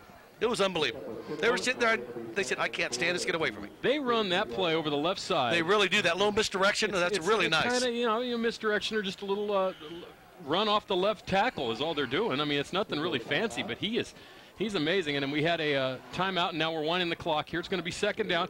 9:43 to go, 7-7. This is turning out to be a very, very interesting game. It really is, Dan. And the thing is, it's still got an Acalanes taste to it. Is it Acalanes? How much Clay say? Acalanes. What do you say? Sometimes Acalanes. So, hell, I got it right. I never knew it had a taste to it, Heck, though. I got it right. I can't believe it. It's Acalanes. Clark's going to take a timeout. He don't like what he sees. Yeah, he don't like it. He must have saw a defense that was not to his liking. Yeah. While we have this opportunity, we want to thank Diablo Foods at 3615 Mount Diablo Boulevard in Lafayette and 10 Dana Plaza in Concord. Now, Steve, we were talking about this earlier. Okay. Top quality food with old-fashioned service and friendly, helpful people. Now, you say your mom might have worked there because she's old or because my grandmother. And let me tell you something. Is that a great line? Top quality food with old-fashioned service and friendly, helpful people. What I mean, you could go there with like, I'm hungry, and I'd like to talk to somebody. And can you carry me out to my car after? And could you, somebody fix my tire while I'm here or something? Because I got a flat outside. Well, you know, they're as, without trying to name any of the big chains out there, Steve, but there are some. There's the head coach. Coach Wade. Coach Wade on and the he sideline. is a very nice gentleman. He's a very nice guy. He's really nice to us. We walk up to him, and what do you guys need? What do you want to know? Some of the bigger chains in the supermarkets might not have that kind of service that Diablo Foods has, and that's right. what they're trying to point out. I see what you're saying. Yeah. Oh, look at that. Man, what was number 31, Steve Hull, doing? You mean to tell me after that timeout, then they run that play? He knew that. It was almost like he was over there listening to their huddle. Look at him. Look at him. Oh, no, he's filling the gap right there. He just reads it. Well, he does not even read it. It's just It's just a blitz from the right side, left side of the center, and he just got to the quarterback before anything could happen. Hole and Brandstadt knew the play better than the Acalanes player. Yes, they did. That's amazing. 3rd and 6. Real big play early in the second half here, Daniel. This is a huge play right here. Clark to throw. Throws a nice little slant pattern inside July, and July has a first down. You know what I like about that, Dan? Did you see what Clark did? He looked all the way to the right the whole time and came back and just threw the left without looking. I don't know if we can get that on the replay, but right there he was baiting the defensive backs on the right-hand side. Let's watch it. Watch him right here. And now watch when he turns. Look at it. He knows exactly where he's going. He doesn't hesitate at all, and his man's there. And I tell you, this is kind of just like you could feel upset. I mean, you could feel it in the air. It's just like Miramonte. It's one of those games where you're thinking, hey, you know what? No matter what happens in this game, you got to take your hats off to Coach Thompson and this Acalanes team. They've done a great job. Pitch to O'Neal. O'Neal, man, he has this burst when he gets to the line of scrimmage. Even when there's nothing there, he gets about 5 yards, and he got it again that time. You know who he reminds me of if you want to get into a professional type of runner? John Riggins. Not real fast, but he just, when you're done tackling him, he's got 5 or 6 yards. He's just a junior, too. There's going to be a lot of great juniors. Now, here's the North Coast Section 2A Championship. Next week, the winner of this game, either Miramonte or Acalanes, at DVC against Campo Lindo or Los Lomas. Now, of course, Steve, the fan in us would like to see the 1s and the 2s, but whoever shows up over there, it should be a good game. And we'll be there to bring it to you. Scroggy on 2nd down, and Scroggy is drugged down from behind. A great tackle that time by number 18 in the game. We haven't called Gerald Hall's number. No, and let's give 78, too, for Miramonte, Dan. Stikowski. We were calling him Stachowski. There were some Stikowskis from Antioch. The only thing I have against then drop the H. If you're not going to use it, give it to Vanna White. Give it to Vanna. Long time in the huddle for Acalanes here. It's a big play, 3rd and 6, but they've converted 2 big 3rd downs here on this drive. Look for Clark to roll out to this right side, the white side of the field, Dan. Doherty in motion. Play action. Clark rolling.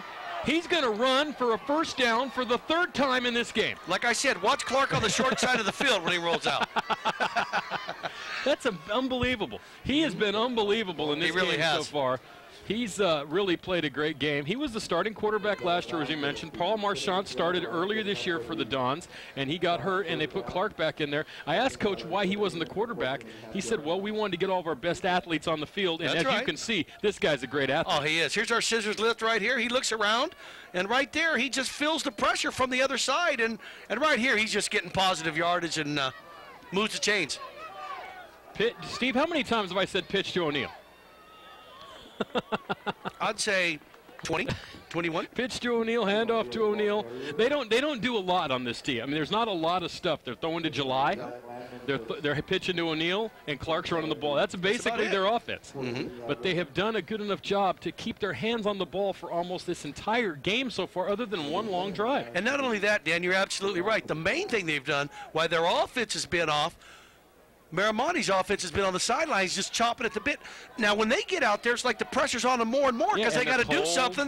That's right. Kind of stiff. It's kind of nippy out here tonight. And we're up here with hot chocolate and Second marshmallows. And 8. Clark to throw. Had a receiver fall down. He scrambles, and he scrambles ahead for a few. It's going to bring up a 3rd and 5. You can see a number of green jerseys there. Brandstadt was there, and I believe number 33, Rodriguez, came in to make the tackle on this play. Let's watch his fake pump here, Dan. They tell you to stay on your feet. No, that ain't going to work. Right there. He got him up in the air, and he just tucked it down, and, that's just smart. He goes, nobody's open. I'll get something positive out of it, and he did. Well, his receiver fell down. You could see Weeks was in on that play as well. 3rd and 5, another big 3rd down play. They've converted 3 on this drive. 5:27 to go, 3rd quarter. We're tied at 7. Fumble. The ball's on the ground, and I think Miramonte has it. No, you know what? I think he got it back. I don't know how he got that ball back, Dan, but I think Clark got that ball back. I think you're right, Steve. You know what? I mean, a Miramonte guy had it, and I don't know how we got this back. I don't know if we get it on the replay. Let's see how good Matt is in the truck. Matt, are you awake? He's awake. Matt does a great job in there, but every time I cut up on him, he doesn't show me. I know. You ever notice that? Whenever I ask for something, he goes, I'll show Steve. Forget it. Here's a field goal attempt from the 18-yard line, a 28-yard attempt. Zach Clark, here's a shot from the scissor lift for the lead. The kick is up, and the kick is good. Yes, it is. 4-4. No, he missed it, Dan. That didn't go through? I thought it did. That looked like it went right through. We'll have to look at that again. Oh, can we see this on replay? Oh, sure, you asked for it. Matt, here you go. Look at this. No, you know what, Dan? Look at it. It goes right, Dan. They're right. Watch this. Now it goes by. It's to the left of it. Yeah, right there. It goes to the left of it. Man, I thought that was right through. I thought it was true, but it was to the left. That's a huge play. 4:49 to go, tied at 7. I thought that was in. That ball must not have had as much on it that I thought it did when it left his foot. Well, the thing about it is, Dan, it didn't miss by much. It was just a little bit wide right. That could be a huge play in this game. Carey on first down, and Carey's been bottled up most of the night. And he's bottled up again. Great play this time. Anthony Lawrence. Lawrence was there making the tackle. 5'10", 156-pound junior. Nothing but muscle. He's a senior, actually. Did I say junior? Yeah. Like I said, he's a senior. There's a lot of juniors over there. There is. I see that on Acalanes. A lot of juniors playing. Here's some additional friends of the program. McGarry Motors, Humphreys on the Delta, Independent Copier Service, Antioch Automatic Transmission, and Antioch Dental Group. Steve. Dean Richards on 10th Street. I want to thank him. Civic Pride Distribution, Joe's Food and Gas, Skips Copier, Pace Auto Sales, Narrow Road Design, Antioch Opticians, Rock Bottom Records, and Images of 3 Hair Salon. And Steve, there's nothing new at Rock Bottom. All the albums are out for the holidays. Oh, look at this, Dan. Humphrey gets away, and he's still on his feet. Humphrey has a first down. What a great effort. He Houdini'd all the way out to the 33-yard line. First down, Miramonte here with 3:55 to go, third quarter. I think he got out of the grasp of Marshall Nunn, number 45 on defense, if he's out there.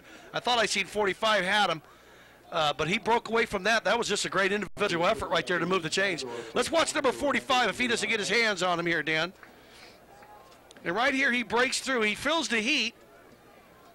And here's 66 pursuing. Let's see what number. Is that 45?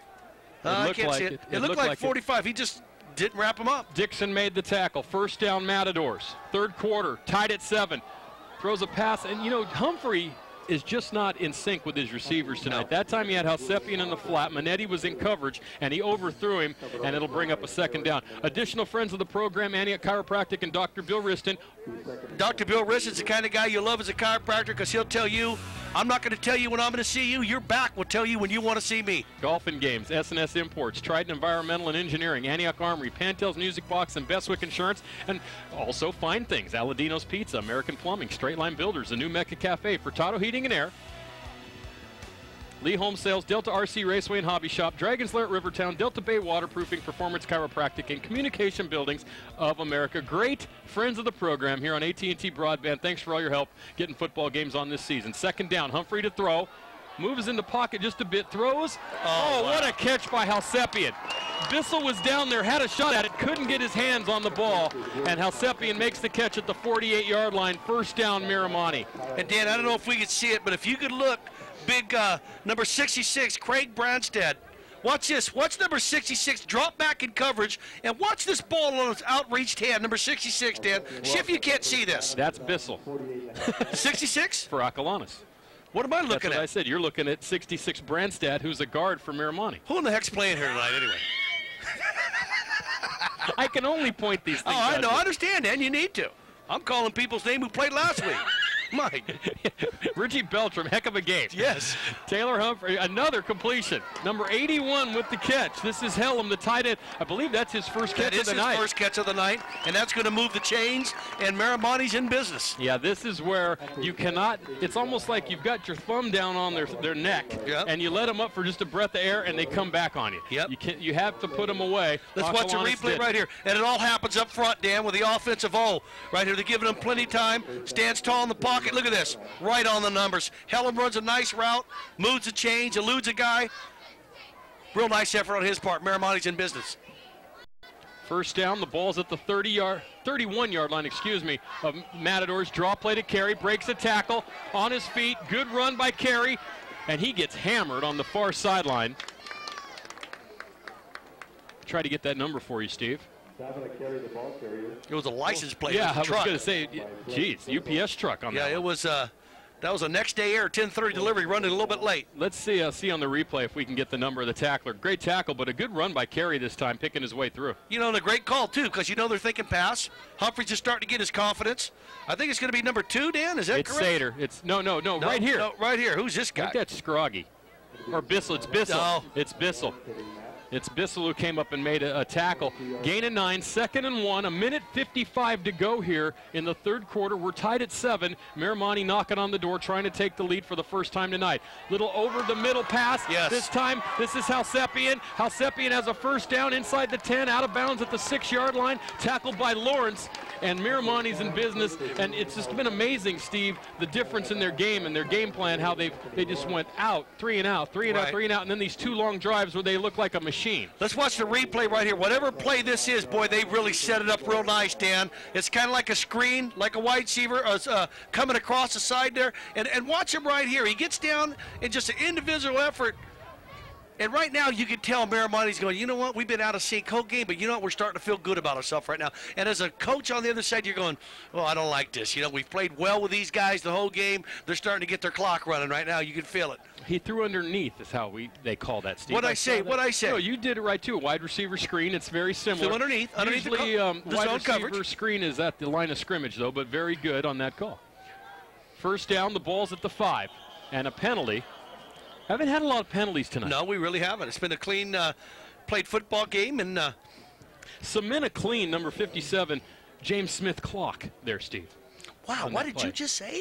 Samina cleaned his clock. Good ball. False start. Okay. Offense. And it didn't even matter. Wouldn't that really kind of not be fun? I can't say the word I'm thinking of, but not be fun to get hurt on a play that didn't even matter. Yeah.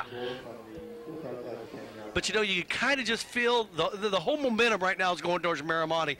By the way, Mark Monroe right there, the guy that looks like Ace Frehley in Kiss, is injured and not playing tonight. He's a starting linebacker for the Matadors, and just wanted to point that out to you. But he's got some nice makeup going there. He really does. Working He really does.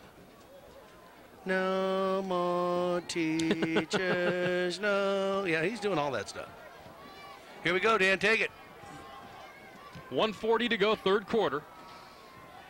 And Miramonte from the 10, over the middle pass to Helm. Helm wanted a hold on the play. There's no flag, and it'll bring up a second down. So, Steve, this could come down to, if they don't go in here, this is exactly where Acalanes was. They were at the 10, couldn't get in, had to kick a field goal. Right. It was wide. And here's a replay of that play. And Miramonte might be in the same situation if they can't convert in the next 2 plays. Nice scissors list. Look at number 41. Boy, he really goes up. And I think he might have got a piece of that. I think he forced the high pass. And, yeah, I think so. Yeah, Dan Dixon. Yep. He's a senior. 6'1", 195 out of El Paso, Texas. That's the one thing. He's at. Where's he at? Lafayette. Where's he at? Orinda, Lafayette, Orinda.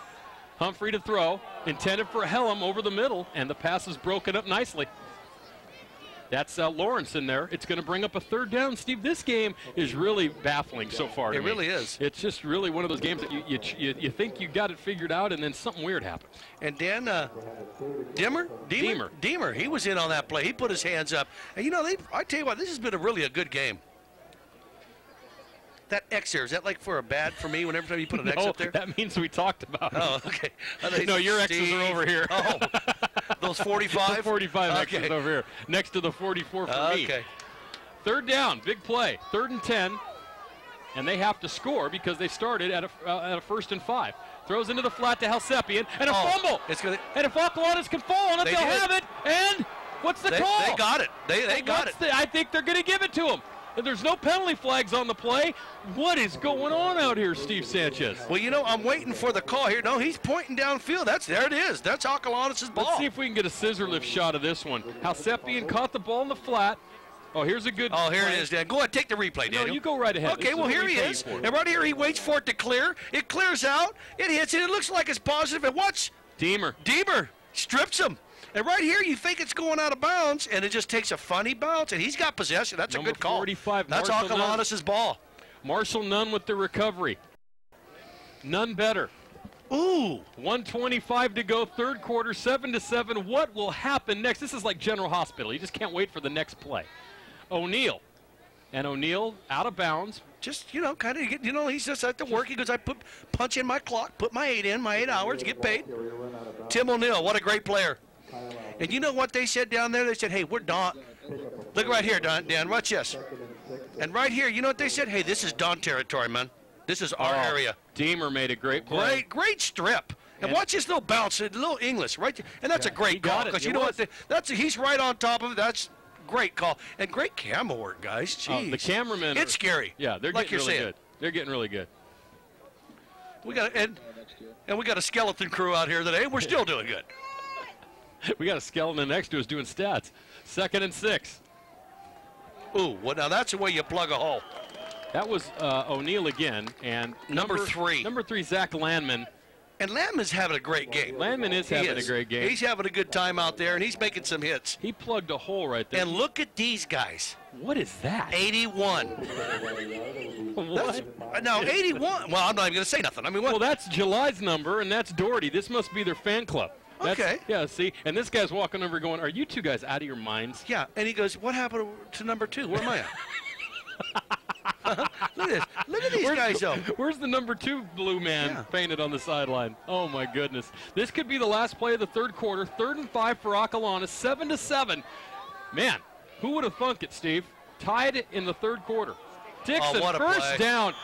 You know, if they win this game, you're going to look back at all of the third downs they've converted, and they have done this is about the 6th time. And, Dan, you know what? I know you get about as excited as seeing an apple turnover when you see the tight end. A cherry turnover, a tight end, make a play over the middle like that because it's always open. You've always called for it. And ZZ Top, is that ZZ Top? That's Jeremy. Yeah, that's Jeremy. He's got nice legs, as ZZ Top once sang. Yeah. She's got legs. Remember that song? I remember that leg. Steve, I remember that leg. Wait, I remember that song. I don't remember that leg. I'd never seen Jeremy before. If Acalanes is going to have to hurry to get this play off. They don't do it. Nope. They do not get the playoff, Steve. Amazingly, after all of this, we're still tied at 7 as we head to the fourth quarter. This one is up for grabs, and we'll be back to bring you what should be an exciting fourth quarter on AT&T Broadband.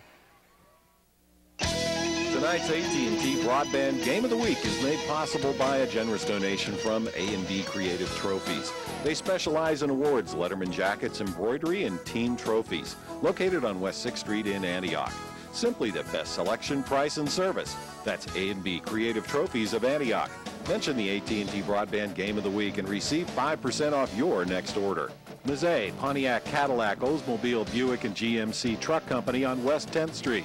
For over 50 years, Matt Mazzei and his courteous, no-pressure sales staff has helped thousands find the right car or truck for their particular budget and needs.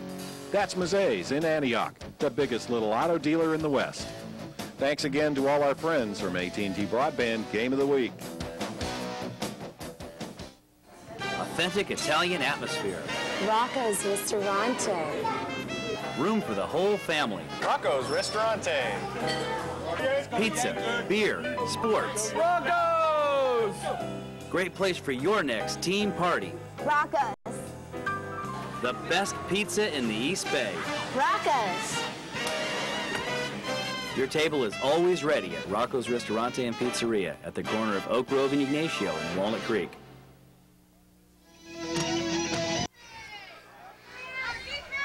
Fourth quarter from Miramonte High School. Acalanes with the ball, first down, and a pass out in the flat. Steve, we came back quickly there. That's Gleason with the pass. Yeah, well, it was thrown out in the flat there, Dan, and I seem like I'm loud here, Dan. But yeah, we got louder after that. But it was thrown out in the flat, and he picked it up because he was afraid it was going to be a lateral, and he did the right thing because you never know when the ball's thrown behind you that the defense can pick it up. It is a smart thing for him to do. But this whole game, Dan, has got the tune of an upset. I mean, if you look at it, if you just keep it, I mean, if Miramonte doesn't get on the field, you're not going to lose. Well, that turnover is big now. 2nd and 10. Clark to throw over the middle, has a receiver. Yes, he does. That's Gleason. That's Dixon, the tight end again. And Rodriguez was in on the tackle. But Dan, the whole thing is, here it is about 3rd and 3. I think this drive right here, what we're looking at the beginning of the fourth quarter, here's the replay, Dan. It all happens up front. Plenty of time to throw. Clark surveys the field. Watch Dixon over here. Nice hands. He's in traffic. Rodriguez, he closes real quick. Gets a little help from our man who's been having a great game, Landman. And this is a huge play. This is a huge play for this drive right here. They move the chains here. 3rd and 1, and Clark, I'll tell you, right now, Clark is having a great game. Yes. That is the 4th time he has ran for a first down. And not just that, Dan. The thing about Clark, watch him right here. He just does the smart little things. I mean, everything he does is not real flashy, but he gets the job done. And he's a great leader, and he's doing a great job right there. I smell upset so far. It's early, but. First down, handoff to O'Neal. Left side once again. Man, they love to run the left side. And O'Neal cuts right behind the tackle. Gains about 4. We're gonna actually mark this at 5. We're gonna bring up a 2nd and 5. Steve, we didn't have a chance to bring this in on the break, but the North Coast section playoffs, the 3 and 4A finals. It says here in 2 weeks they will be on. The teams do need to be announced. We will have a game for you next week on Saturday and Sunday. But the North Coast section 3 and 4A finals are at the Oakland Coliseum next week, starting at 4 o'clock. And Dan, what a great job the offensive line for Acalanes has done this whole game. I think I'd have to give them the player of the game. Yeah. That offensive line has won the game. But that time it failed as Warner came through, knocked over number 49, Warner did a great job reading that right there. And Scroggy was tackled. Tony has something down on the field. We're going to send it down to Tony. Hey, guys, a little bit surprising. A game dominated by defense, although in that third quarter the offenses were able to move the ball a little bit. Miramonte's fumble did them in. A missed field goal by Acalanes did them in, kind of let the defenses off the hook. But so far, a game dominated by both defenses, just 7-7. But let's see what the rest of the fourth quarter has in store. Guys? Tony, I think he got off the cappuccino. That was a little bit more in control. He does a good job. He does a great job. 3rd and 8, there was a hold. No one saw it. Clark gets away, throws. Oh, they did it again. And you're going to have some legal man downfield for Acalanes. I think that's a good call because a flag came from the ref. It came from the side judge. But there were more flags there than at that Iraqi meeting last week. And that went well for the Iraqis. They don't want that to happen ever again. Number 69, They're roughing the passer, yeah. Oh, we got to rough the passer here, Dan. Oh, wait a minute. 62. Okay, we got offsetting. Okay. Go ahead, Dan. Take it. You got Ferraris was downfield for Acalanes. Okay, so I called that. 69, roughing the passer, Alex Del Rio. So now I wonder if this will be the offsetting where you mark one and mark the other, Steve. No, it's offsetting. Third down. Yep. Third down. Wow.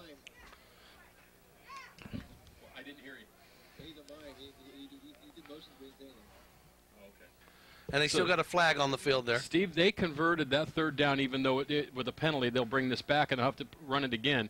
But that was it's amazing what Acalanes is doing. Oh, it really is, Dan. And, they're just controlling the whole tempo of the game. And, even last time Miramonte got the ball, they marched right down the field, came up empty-handed. That really hurt them. And right now, this drive right here, we're looking at about a third and what are we looking at, Dan, 8 or 7? 3rd and 8. 3rd and 8. Play of the game right now, and we're going to have a lot of play of the games down the stretch, but this is a huge one right here. 3rd and 8. Clark once again, this time double play action, throws into the flat for O'Neal. A great play. Knocked away by Zach Landman. Boy, and Landman is having a really good game. He really is defensive-wise, and he was Johnny on the spot right there because that ball was, even though that route, I kind of questioned it because he didn't have the yardage to pick up the first down, Dan. I don't like that whenever you need more yardage and you're throwing it, because even if he catches, he's not going to get the yardage. But real nice play right there, defensive play. Miramonte gets the ball. Last time they got it, they really responded. Let's see what they do, Daniel. 7-7 with 9:22 to go. Steve, could we see overtime? Oh, I'd love it. Oh, my goodness. That would be incredible. Dixon to kick. Stevens is deep. Good punt. This one is one of those wobbly ones. It's going to take a bounce, and it does. It takes a good bounce. Nice bounce. That ball was kicked from the 43-yard line of Acalanes. It's blown dead at the 24-yard line. A 33-yard punt for Dixon. Miramonte takes over with 9:12 to go, tied at 7.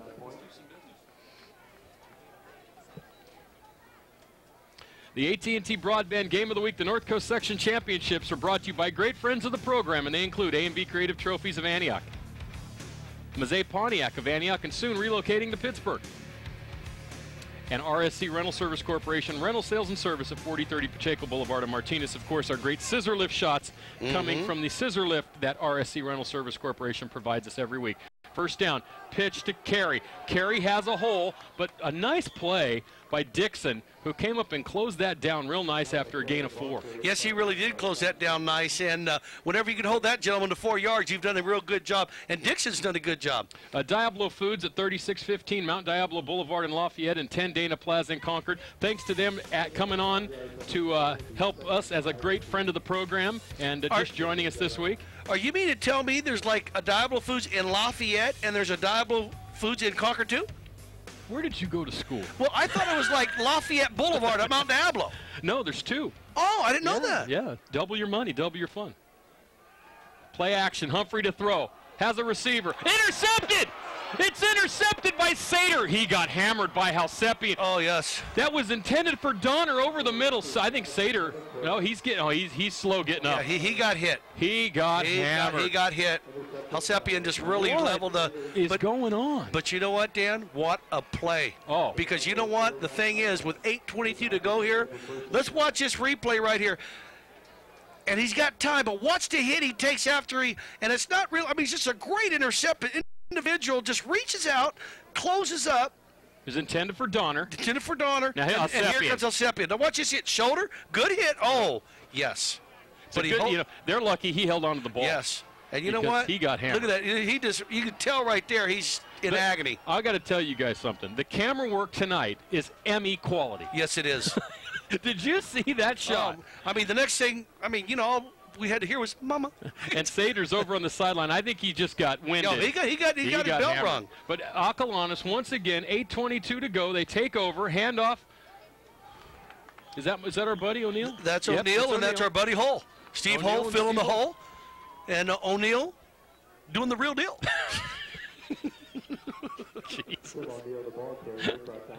I'll tell you, Steve, this game, you know what, though? It's a great game because there's a lot of people who would have thought probably with 35 straight wins, 10 straight wins, I believe Tony said. Here's it's a second-round North Coast section game that Miramonte was just going to walk in and win this game. They won 24-7, but Acalanes has come in prepared to battle tonight. They really have, and Coach Thompson, I mean, you can't say enough about that coaching staff on the Don side. They got these kids ready. Clark to throw on second down. He's in the flat. He had Scroggy. Oh, there's going to be a flag, too. Yeah, Dixon, I believe there's a hold. Dixon was knocked down by number 12, Chris O'Neill, in the defensive backfield of Miramonte. And, Dan, look for that play later on in the game because you know the coaching staff sees Scroggy. Scroggy was wide open. Wide open on the flat. I mean, and I don't know how Clark missed him, but this is going to go for them anyway. You could have got open on that play. Well, that's like saying Louis Anderson could beat Carl Lewis on the 100-yard dash, okay? Defense. If you give him a 99-yard head start. Come on. First down on the hold, and it's going to bring the ball up to the 37-yard line. Steve, purchase your copy. Everyone in the stands tonight, you want to purchase this. Oh, definitely. It's a great memory to look back on today and into the future. $25 per tape. Memories created today, remembered for a lifetime. Boy. I told you we got the new guy from Hallmark writing our spots. Huh? He's doing very nicely. It's kind of like, I don't know what it's like. Go ahead, Daniel. First down. Clark tried to hide that. Gets out of it. Throws. He's got a receiver. It's July. Knocked away. What a play. Downfield by, that's Albini. That's Albini. I think one time before we might have called Gerald Hall because we talk about the 6 and the 8 kind of looking together. But that time it was Albini. But let's look at July turn defender. He does a really great job, Dan. Right here when he knows he's not going to get it, because this is an interception right here. He's got, now look at him adjust, and he comes back and knocks that ball down. It's a good part, good offense turn defense by July. Well, July's 6'2". 190 pounds, and he's a junior. He'll be back next year. And we'll have, I'm sure we'll see the Dons next year. We'll see the Matadors next year. Always a great program over here. Second down, 7:25 to go. Handoff, O'Neill. How many times have I said that tonight? And O'Neill doing his thing. But there's a flag, Daniel. Let's see what this is a hold. Came from the line judge on the side here, so I think you might get a hold. I see some mats clapping their hands. Let's see if they don't move him back. It's a hold on the offense. That must have come quickly. It did. It came very quickly because you're looking through the binoculars and I seen it fly from the Collicott Tunnel. Which isn't far away. No, it's not. And there's Coach Thompson. What a great job he did. Yeah, he's done a great. Clay will tell you because Clay went to Acalanes and he was working with us. Is it Acalanes? Acalanes. Still second down. Go ahead, Daniel. Make your point. There's the call from our ref. He did. Their football team was dismal for years. No one went to the games. Number 45. I don't know. You can see him throw it right there, but. Boy, you got to like this O'Neill, don't you? Yeah, he's a great player. He's a great player. No one went to their games, Steve. It was, they were terrible. There were years they didn't win a game. And Thompson came in, and he's done a great job. You knew the greatest player to ever come out of Acalanes? Norm Van Brocklin. Very good, Daniel. Woo! Dan knew that. That pass was intended for July, and it was broken up. Albini was back there, as well as I think Zach Landman has to be on the top of the list for player of the game for Miramonte. He's been everywhere. Let's watch this replay right here. The line's giving him front, but you know what? Right there at the minute, it collapses down. Steve Hull does a good job.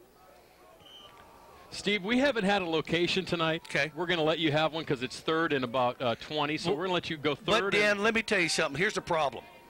If I was with Lewis and Clark, we would have ended up in North Dakota. We wouldn't have been in Portland, all right? So it's third in North Dakota? Yeah, that's right. Let's try that, okay? Because I have no idea which direction that is. You're close. You're actually looking the right way. Clark on third down, rolling. Away from Weeks. Throws. Knocked down. Guess who?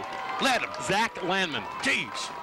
What a play. Look at him. Look at him. He's fired up. He's playing a great game. I'm giving him $20. And Steve, Zach Landman is a linebacker on the 4 line. He might actually be in for playing today for Monroe, which is that's true. Right here. Look at how'd you like to have this guy running after you? 77. No. Yeah, me either. But right there, look at him jump up, and you know what? He had a man open right there too. And then here's some kind of gymnastic type move. Hiya! Paul. Dixon to punt with 7:05 to go in the ball game, 7-7. And Dixon gets off a good kick. This is going to send Stevens back to the 14-yard line. Stevens comes near sideline, still on his feet, breaks the tackle. Still on his feet, and then knocked out of bounds right down in front of us, Steve, by number 45, Marshall Nunn. Miramonte takes over at the 31-yard line with 6:53 to go in the ball game. Let me tell you what the scary thing is if you're on Acalanes' side. You know what's really scary as far as I'm concerned? Oh, God, it has to do with me. Oh, there you are right there. Have. Can you tell I put on weight since yesterday? Let me tell you. Yeah, I see a turkey right there. Boy. I think I'm dilated. I don't know what's going on. What were you going to say? I was going to say, Dan, it's very scary. You're on Acalanes' side. I said, you know what? It's 6:53. Go ahead, Dan. Take it for a quick. Look at this. Oh, is that Bissell? Bissell? The Missile. Oh. We just gave him a nickname. That's it. You know, I think, you know what the shock of this is, Steve? After we give you some friends of the program, which we haven't done here in the fourth quarter, I got a point and you got a point. Okay. Additional friends of the program, Fine Things, Aladino's Pizza, American Plumbing, Straight Line Builders, the New Mecca Cafe, Furtado Heating and Air. And that's all we're going to do. Oh, we're going to show you the replay of Bissell the Missile. Okay. Now let's watch this. Look at him. He just blitzes from the right side and hits the missile. The thing that's shocking about this is how Miramonte's offense really has never gotten on track. The rest of the game has kind of went to flow. After this play, you can have your point. Humphrey. They're blitzing Minetti. He gets picked up. He throws over the middle for Halsepian. Halsepian has it, breaks a tackle. Halsepian has a first down. Fumbles. He fumbled the ball. Who has it? This could be the play of the game. I think the Dons have it, Dan. The Dons have the ball. They do! This is absolutely astounding, Steve. For the third time here in the second half, Miramonte turns over the ball. Johnny on the spot. J.P. Deemer, he's played a good game. You know what? You think about Acalanes, there's a few names that come up. Deemer played a good. Let's watch it right here, though, Dan. They're just shooting themselves in the foot time and time again. But you know what? Right here, I mean, here's a big play on the offense. You got things going good. You know, you're going to move the chains. And right here, you know what? You can't fault him because he's just trying to get extra yardage. And right here, he gets stripped. I think Clark, 14. Clark made the tackle in the strip. How many times you see that when the guy trying to get an extra yard loses the ball? And that's what that was all about. The ball's at midfield with 5:55 to go in the ball game. 7-7. What a game tonight from Miramonte. Clark looking. Clark now running. And Clark got beat up a little. Yeah, he got beat up a little. Stikowski gave him an elbow. Yeah, but he picked up about 4 or 5 yards. What was the point you were trying to make? Dan, let me tell you what the point I have. It's a mute thing because they don't have the ball no more. It's a moot thing. It's not mute? No, mute's someone who can't hear. What? All I'm saying, Daniel, is that at the time you had to be scared if you was Acalanes with them having the ball with that much time because they could put a drive together like that and they looked like they were going to have something going. But look where we're at now. I certainly hope it was a mute thing after that point. Handoff, O'Neal. This time they run to the right side, Steve. They haven't done that a lot. No, they haven't ran to the right side. About 6. This is going to bring up a big 3rd and 2. Tell us what you think of the game of the week. 933-6264, ask for Metal Matt. And, of course, Metal Matt will have another great CC Rock on after tonight's game featuring the Scorpions. And I'd like to see us once again. Let's see. Okay, now let's see Dan and Steve and Matt and John and the Scorpions.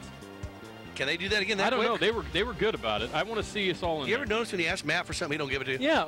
I don't know. Let me ask Joel. Joel, can we? There we go. Ask Joel for something. Steve, where'd you get those pants? I think I got them at Tito's. Yeah, Tito Jackson's closet. That's right. 3rd and 2. Clark, handoff. O'Neal. O'Neal is tackled. I believe he's going to be just shy of the first down. Hole was there as well as number 33, Rodriguez. Steve, this is going to bring up a 4th and about a foot. Oh, you got to go, Daniel. There's 4:16 left. Oh.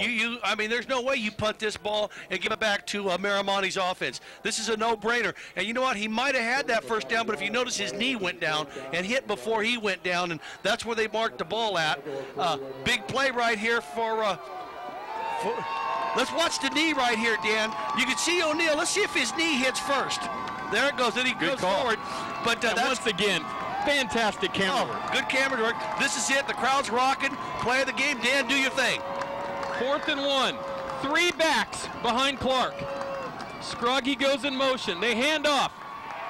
This is didn't get it, I don't Daniel. think he did. He did not get it. I don't think he did. That was O'Neal. Hole made the tackle. I don't know. He got a pretty good spot, though. No, he had to get to the 40, and they didn't give it to him. Look at Thompson. Look at Coach Thompson. He's upset at the spot. Let's see if we can get a replay of this, because I don't think he's happy with this spot at all. No, he's not. Well, no, it's no. Let's see if we can see this. I don't think they're going to get it, Dan. Great camera work, guys. Boy, we've been excellent tonight on the camera work. He's got to get to the 40. Look at Rodriguez he never come got in. There. No, he didn't never get there. got there. No. That's a good spot. That's a good call. No, it is. You know what? 3:35 to go. No, this is going to be short, Daniel. Oh, they can tell by now. It's not even close, yeah. Not even close. They're short by a couple of feet.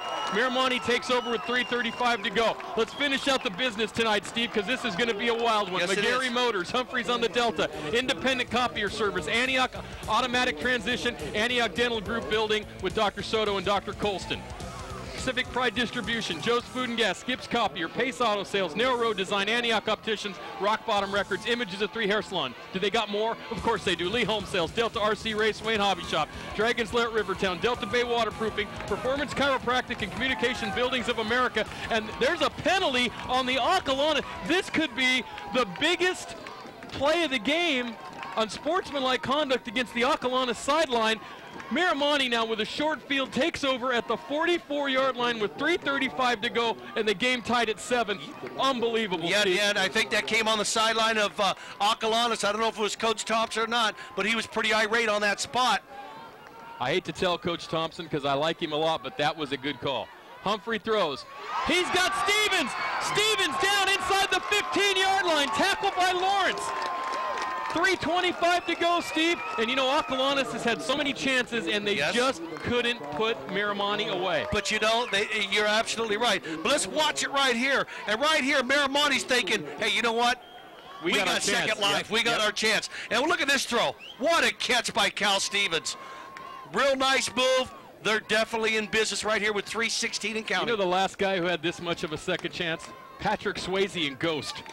Yeah, I'll tell you another guy, Darryl Strawberry. Steve Howe. I can think of a couple 4 or 5 chances.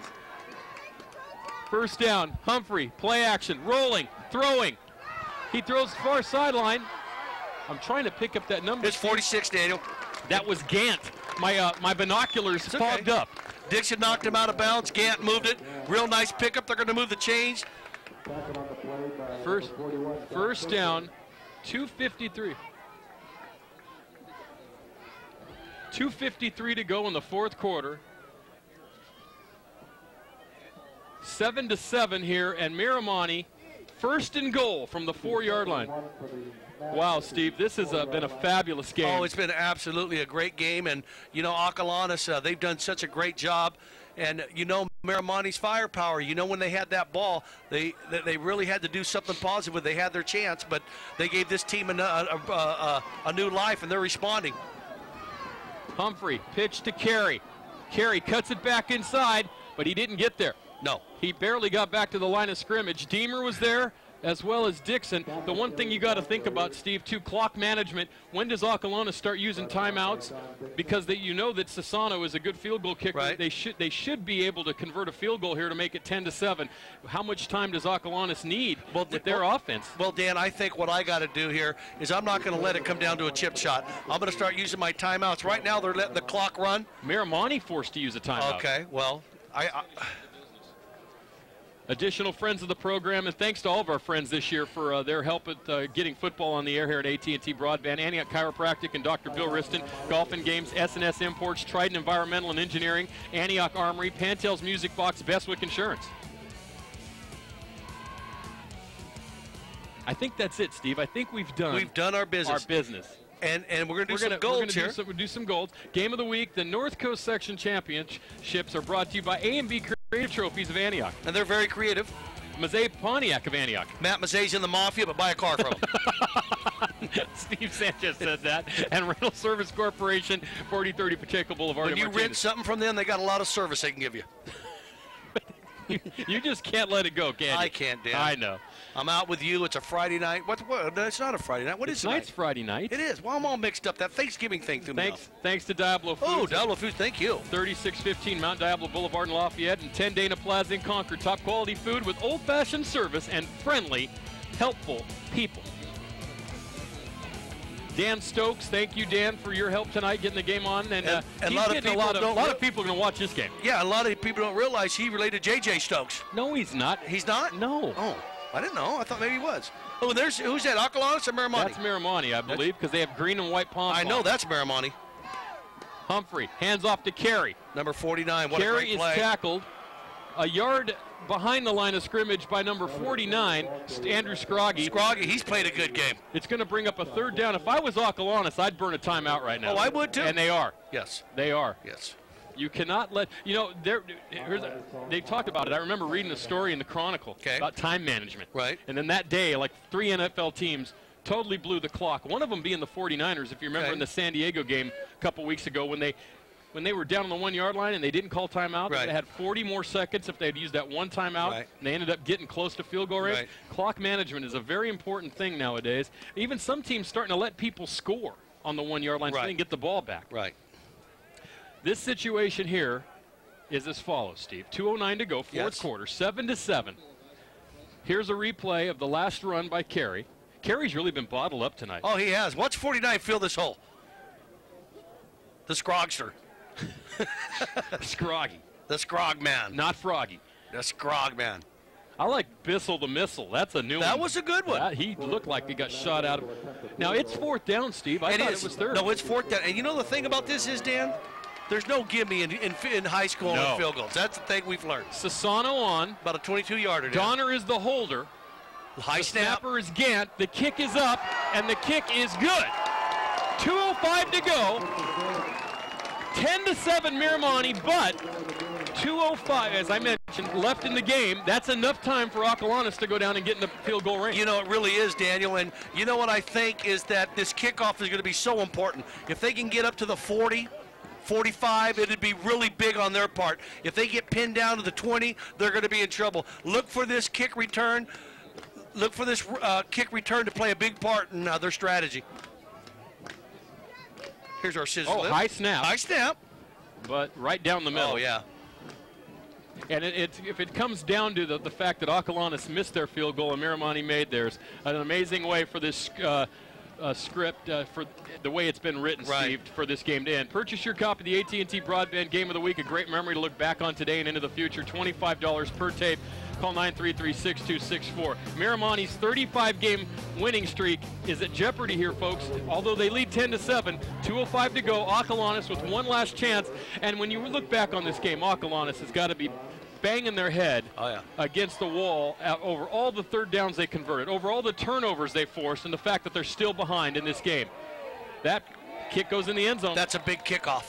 That's a big kickoff for Miramonte right there. He puts him on the 20-yard line. You can't ask for no more than that out of your kicker out of high school, putting it back there. And, of course, another thing, Steve, that penalty that pushed the ball into Acalanes territory, even though, that was a very close call on our replays, it certainly looked like It was a good spot. It was a good spot, yes. and they were short on that play, and so that gave them 15. Take it back now, Steve. Without that penalty, that was a, they just kicked what? A 23-yard field goal? That would have been a 38-yard field goal if they had held them under that same sequence of plays. Then on the other half of the empty of the glass is they could have drove down 8 to Hochlock up and lost the thing. At least they got a chance here. 2:05 left, fourth quarter, from the 20. Clark to throw, down by 3, throws to the far sideline, incomplete. Intended for that's number 9. That's a new number for us. That's number 9. That's John McGlynn. I don't think John has been on the field in either of the games that we've done until the last drive of the game. Welcome to the show. Yeah. That's a nice time to put John on. Yeah. We're going to have to come up with our players of the game, and our play of the game, obviously, at this point, Steve, is probably that field goal. Mm-hmm. Unless something spectacular happens here with 1:59 to go. Clark has one back behind him, O'Neal. Clark throws, and it's complete. Doherty makes the catch, short of a first down, but just by a yard out to the 29-yard line. Clock running with 1:48 to go. Acalanes up on the ball quickly. They need to gain a yard, though, to move the chains. Look for Clark to sneak, then spike. No? Nope, they hand off. This is O'Neal. O'Neal's on his feet. He has a first down. O'Neal's still on his feet, down the sideline. O'Neal knocked out of bounds. Excuse me, Steve. At the 41-yard line of Miramonte, 1:34 to go. They need about 25 more yards. Well, Dan, right there, that's the play of the game because this is going to give them a chance right here. You're thinking they're bottled up. The time was running. Let's watch the replay. The right side of Acalanes, Dan. These guys. Right here, Daniel. Nelson, the center. Ferreras. Bissell the missile. Bissell the missile. Them guys on the Blake Bissell on the right side really opened that hole when they need it. And Mr. O'Neal, he's got to be getting up there in yards too. He's had a great game. This has been a spectacular game and a great setting tonight here in Orinda. 1:34 to go. First down. Clark with time. Rolling outside. He throws. Oh, Dixon had it. He waited to just the right time, and he threw it a little bit behind Dixon at the 38-yard line. 1:25 to go, but no time to panic. They still have it's just second down. Let's look at this play here, Dan. There is no time to panic. They got plenty of time. Right here, Clark just buys a little more time. And right here, he just his athletic ability, he rolls out. You think he's going to throw it away. And watch him break it out of the pack right here. Boy, this is wide open. Just a little behind him. He's got a spin, and I think he took his eyes off it just a little bit.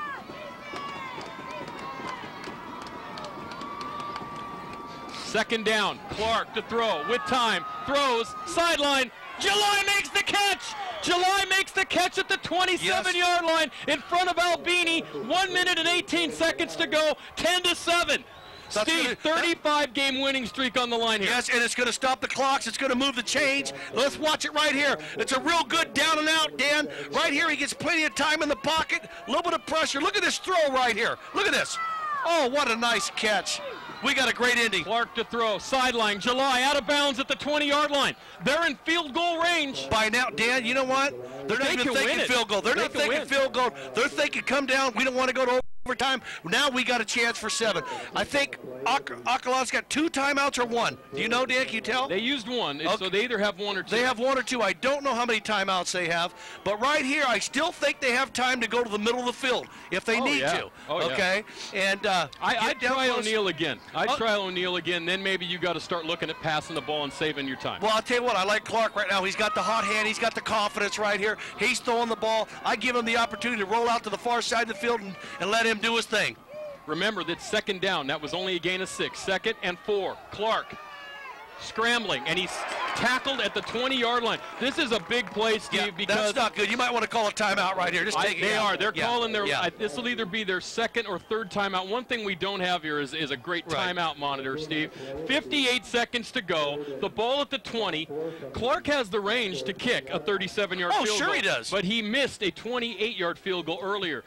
The North Coast Section 2A Championship next week. The winner of this game against Campo Lindo and Las Lomas, Steve, I think that's going to be a classic. Oh, it's definitely going to be a classic. And you know what, Dan? The games that we've been having, I love this time of year. We're in the fall, high school football, all the college matchups. This is just a great time to be a football fan.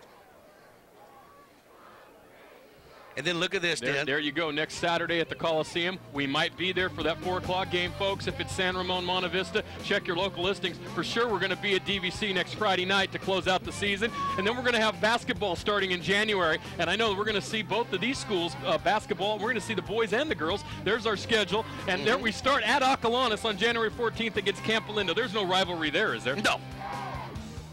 Now, Steve, in this situation, what do you do here? Now, here's another thing to think about. Okay. 58 seconds to go. 3rd and 4. Right. Do you pass? Stop the clock if it's incomplete, then you leave them with 50 seconds if you kick the field goal? Right. Or do you try to run 2 plays here? I try to run a little down and out here on the left-hand side to July, pick up the first down, Dan. Clark to throw. Clark in the pocket, throws, July, first down at the 10. Now that's going to stop Clark the clock. Is a magician tonight. Yes, he is. Unbelievable. He was in trouble. He tried to move out of the pocket, threw a little pass over the middle into coverage. July made the catch. The ball's at the 10, first down. Plenty of time. 50 seconds to go. I go to the end zone 4 times, Daniel. I think right here I might spike it and take a timeout. They're not. Clark to throw, throws, end zone. Out of bounds. He caught it out. No, out of bounds. They're ruling, they're waving it off out of bounds. He was out. He caught it, but he was out. That was number 1. That was Doherty. 40 seconds left. That was Doherty, Peter Doherty. Let's watch the replay right here, Dan. I think he caught this ball, but he might have been. Let's see if he catches it. No. Cornblith with coverage. Steve, that would have been a touchdown. Yeah, he was in. I'm looking at the yellow line. You're right. That would have been the game. Yeah, you're looking at the soccer field. Yes, I am. Pele. Well, you know, Dan, I'm lucky I found this place. I know, you pulled in behind My me. God. Is this where we're playing the game? Unbelievable. 40 seconds to go. 2nd down. Clark to throw to the end zone again. He's looking. He's rolling. Nobody's there. Weeks. He's chasing him back. Oh, he gets a big block inside. Clark stops. Looks again. Throws. End zone. He's there. Touchdown. Oh, my God. What a play. Holy Toledo in the name of Bill King. Unbelievable. I see no flags, Dan. That is one of the most unbelievable plays I have ever seen in my entire career calling football. Unbelievable. Clark ran all the way to Lafayette and back. Yes, he did. And the last time I seen something like that, it was Joe Montana to guide him to Dwight Clark. It's the play volume 2. Unbelievable. This is one of the biggest upsets in the making in high school football history in this area. I'm telling you folks right now. 13-10, and it's not over. 26 seconds left. Dixon's kick. This is very important. It's good. It's good. Unbelievable. 14-10, 26 seconds to go. Miramonte has to go down the field, Steve, and score a touchdown. I want to tell you who caught this ball. Now watch this. This is unbelievable. Let's just watch it. Okay, here he is going to Lafayette, and he says, I got to run back to Orinda. Yep. He said, what a block. 51. Steve Nelson made a tremendous block on that play. He stops. This is unbelievable. He looks, I thought he was going to Gleason. I thought he was too. It's July. And how in the heck is that guy that open on that play? Look at the Acalanes guys over there. Unbelievable. Incredible. Steve, Miramonte has won 35 straight games. The last time they lost was the opening game of the 2000 season. They are on the brink of losing to one of their rivals here in the La Miranda area, and it's the first time that Acalanes would have beaten them in almost 10 years. This is an amazing story. It really here. is. And you know what, Dan? No matter what you say, these kids earned it. I mean, if they win this game, these kids came here, they fought, they scratched. Miramonte came back late to jump on them like they usually do, and what a drive from their 20-yard line all the way to go the field for touchdown to take the lead with 26 seconds left. Coach Thompson told me this week he's right where he wants to be. He wants to be playing Miramonte. You know what he told me? He wishes he was playing De La Salle. That's how much confidence he has. Yeah. I said, Coach, I think you can beat Miramonte. I don't know about De La Salle. But anyway, it's been a great game for Acalanes. They kick off. And Carey takes it at the 20. They need a good return to have any chance here. Carey, outside. He's got a lane, Steve. Carey's at the 40. He goes out of bounds at the 43-yard line with 19 seconds to go. They have time for 3 plays. Yes, they do, Daniel. And the thing about it is that extra point is very huge because they need 7. 3 isn't going to do them no good. So that extra point was big at that end right here. But, Daniel, what a great game. What a great game to be at. What a great game to call. And this is why we do it. This is why we like to say it. You know how, like, when you do a game like this and you know Miramonte's history, you know that they're the favorite. In this game, I never got that sense that they were going to win this game. Right. I always thought Acalanes was going to pull it off just because of the way they played. They're very confused, though, in their prevent defense right now, Steve. They're kind of scrambling. 19 seconds to go. Deep drop for Humphrey. He throws sideline. Stevens is down there. Oh, and he's bumped, and it's incomplete. Incomplete, kind of an incidental contact on that play. It was kind of a jump ball. They let it go. They let it play is what they should. There's 12.4 left, Dan. They could probably do maybe, let's watch a replay right here. He gets pretty some good protection up the middle. Big drop for him, and he just lets it fly.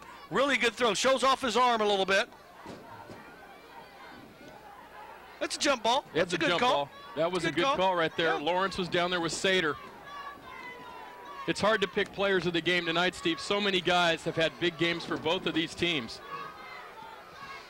But we have made our choices, and obviously the play of the game was that last touchdown. That might have been the play of the year. Yeah, that and the catch by, back in the game by, who's our buddy in Monte Vista made that great catch? Turner. Kyle Turner on the last drive. Here we go. 12 seconds to go. Second down. Humphrey, another deep drop. Steps up in the pocket. He could run for 20 yards. Throws. Stevens is there. Oh! Stevens had a chance at that, and so did Halsepian. Incomplete. Humphrey threw the ball, Steve, 60 yards in the air. Yes, he did. 3 seconds left. They're going to have to go. Oh, they got to go. They're going to have to go for the big alley-oop pass right here, Steve. Let's watch this guy, Dan. He throws from about the 45 or the 35. I make it the 32. Let's look how far this ball goes. Steps up the pocket. He's throwing from the 40, and you're right, that's 60 yards just down the 3-yard line. Look at where this ball lands, and look at the two Miramonte guys. Look at Stevens just barely. And how it hit his hands. Hit his hands. They could have been on the 4-yard line with a play to go. Unbelievable. This will be the last play of the game. It could be the last play of Miramonte's 35-game winning streak. Timeout Matadors with 3.2 seconds to go. Steve, I have nothing left to say. You know what? I'm speechless. Well, you know what, Dan? Just to be here to watch this game and watch these kids come out here and lay it out all on the line. This is fantastic football. This is what it's all about. And you know what? That's what football's all about, upsets. If you get a game plan and you believe in yourself, you can come out here and you can do miracles. And I'll tell you, the Dons had a great game plan. They executed it. They did exactly what Coach Thompson wanted. He wanted to establish the run. He wanted to have ball control. He wanted to be physical. All them things got accomplished by him. And it's like, you know what? It's like they deserved, really, if you think about it. I mean, we love Miramonte. We love all these kids. We got nobody, we're no favorites here. But these kids deserve to win this game. I mean, you can say all you want about Miramonte and their streak and their players, but you know what? Look, I got to take my hats off to Zach Clark's almost at the swimming pool. Yeah, I mean, I got to take my hats off to these kids from Acalanes and the coaching staff over there. Unbelievable. This is it. Barring a penalty, this will be the last play of the game. Humphrey to throw. The clock is at 0. This is it. And Humphrey is... Oh, he gets away! He gets away, and he's tackled from behind by J.P. Deemer. The fans are out on the field. Yep. Acalanes 14, Miramonte 10. There's a good shot of it. Some of this scene, Steve. Oh, my, let's just watch this, Dan, and enjoy it. Look at this.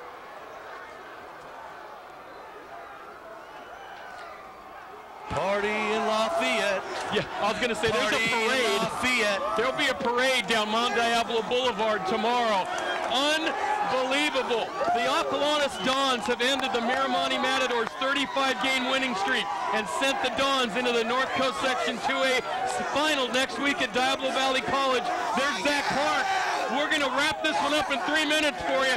What a ball game. Acalanes 14, Miramonte 10.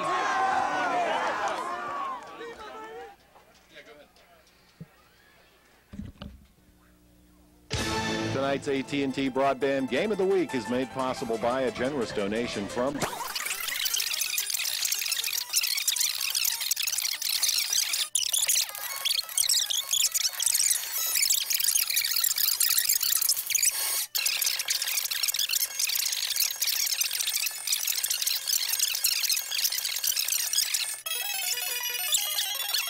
Creek and Concord. Call now and receive $10 off your next order. Minimum order $35 plus tax and delivery. Jory's Flowers. What do you want your flowers to say?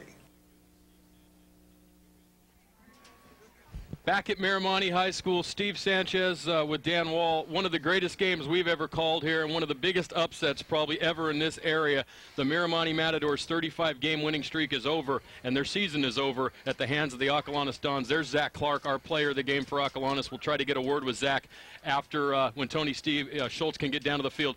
14-10, unbelievable. We've got some stats for you, and we got some highlights. Let's go to the highlights before Tony takes over down on the field. Well, Tony, actually, we have the Miramonte play, but we're going to do the highlights first. Now, here's the missed field goal by Clark, and I thought this was good, Steve, but you can see it went wide. Just wide right. And that was in the third quarter, 7-7 at the time.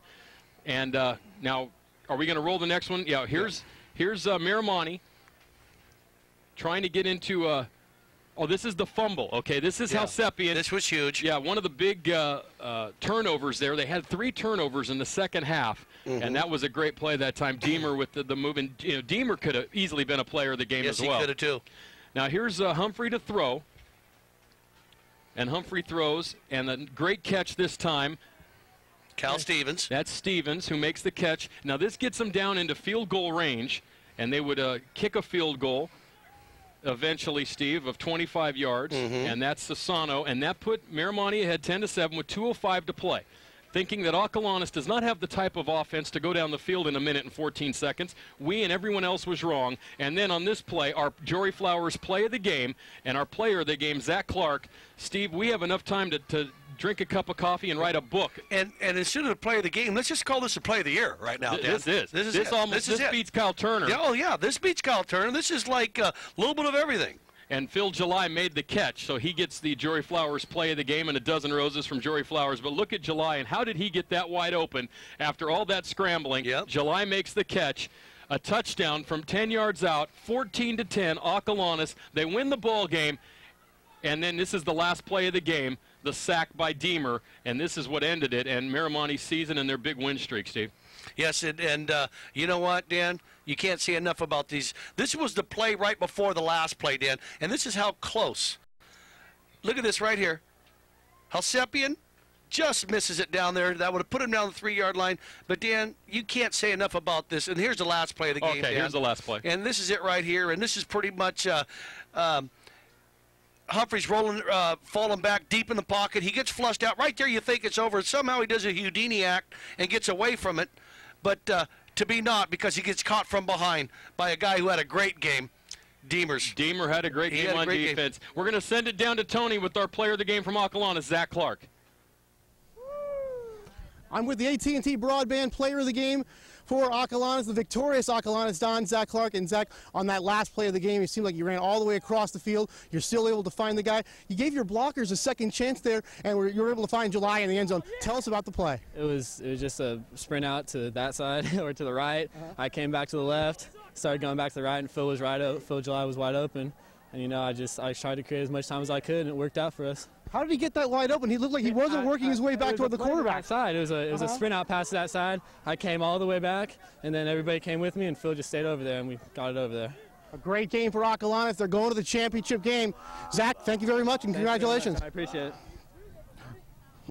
All right, let's bring in Zach Landman from Miramonte. And Zach Landman, number 3, the linebacker, going over 100 tackles for the season. Very successful season. A disappointing loss tonight, though.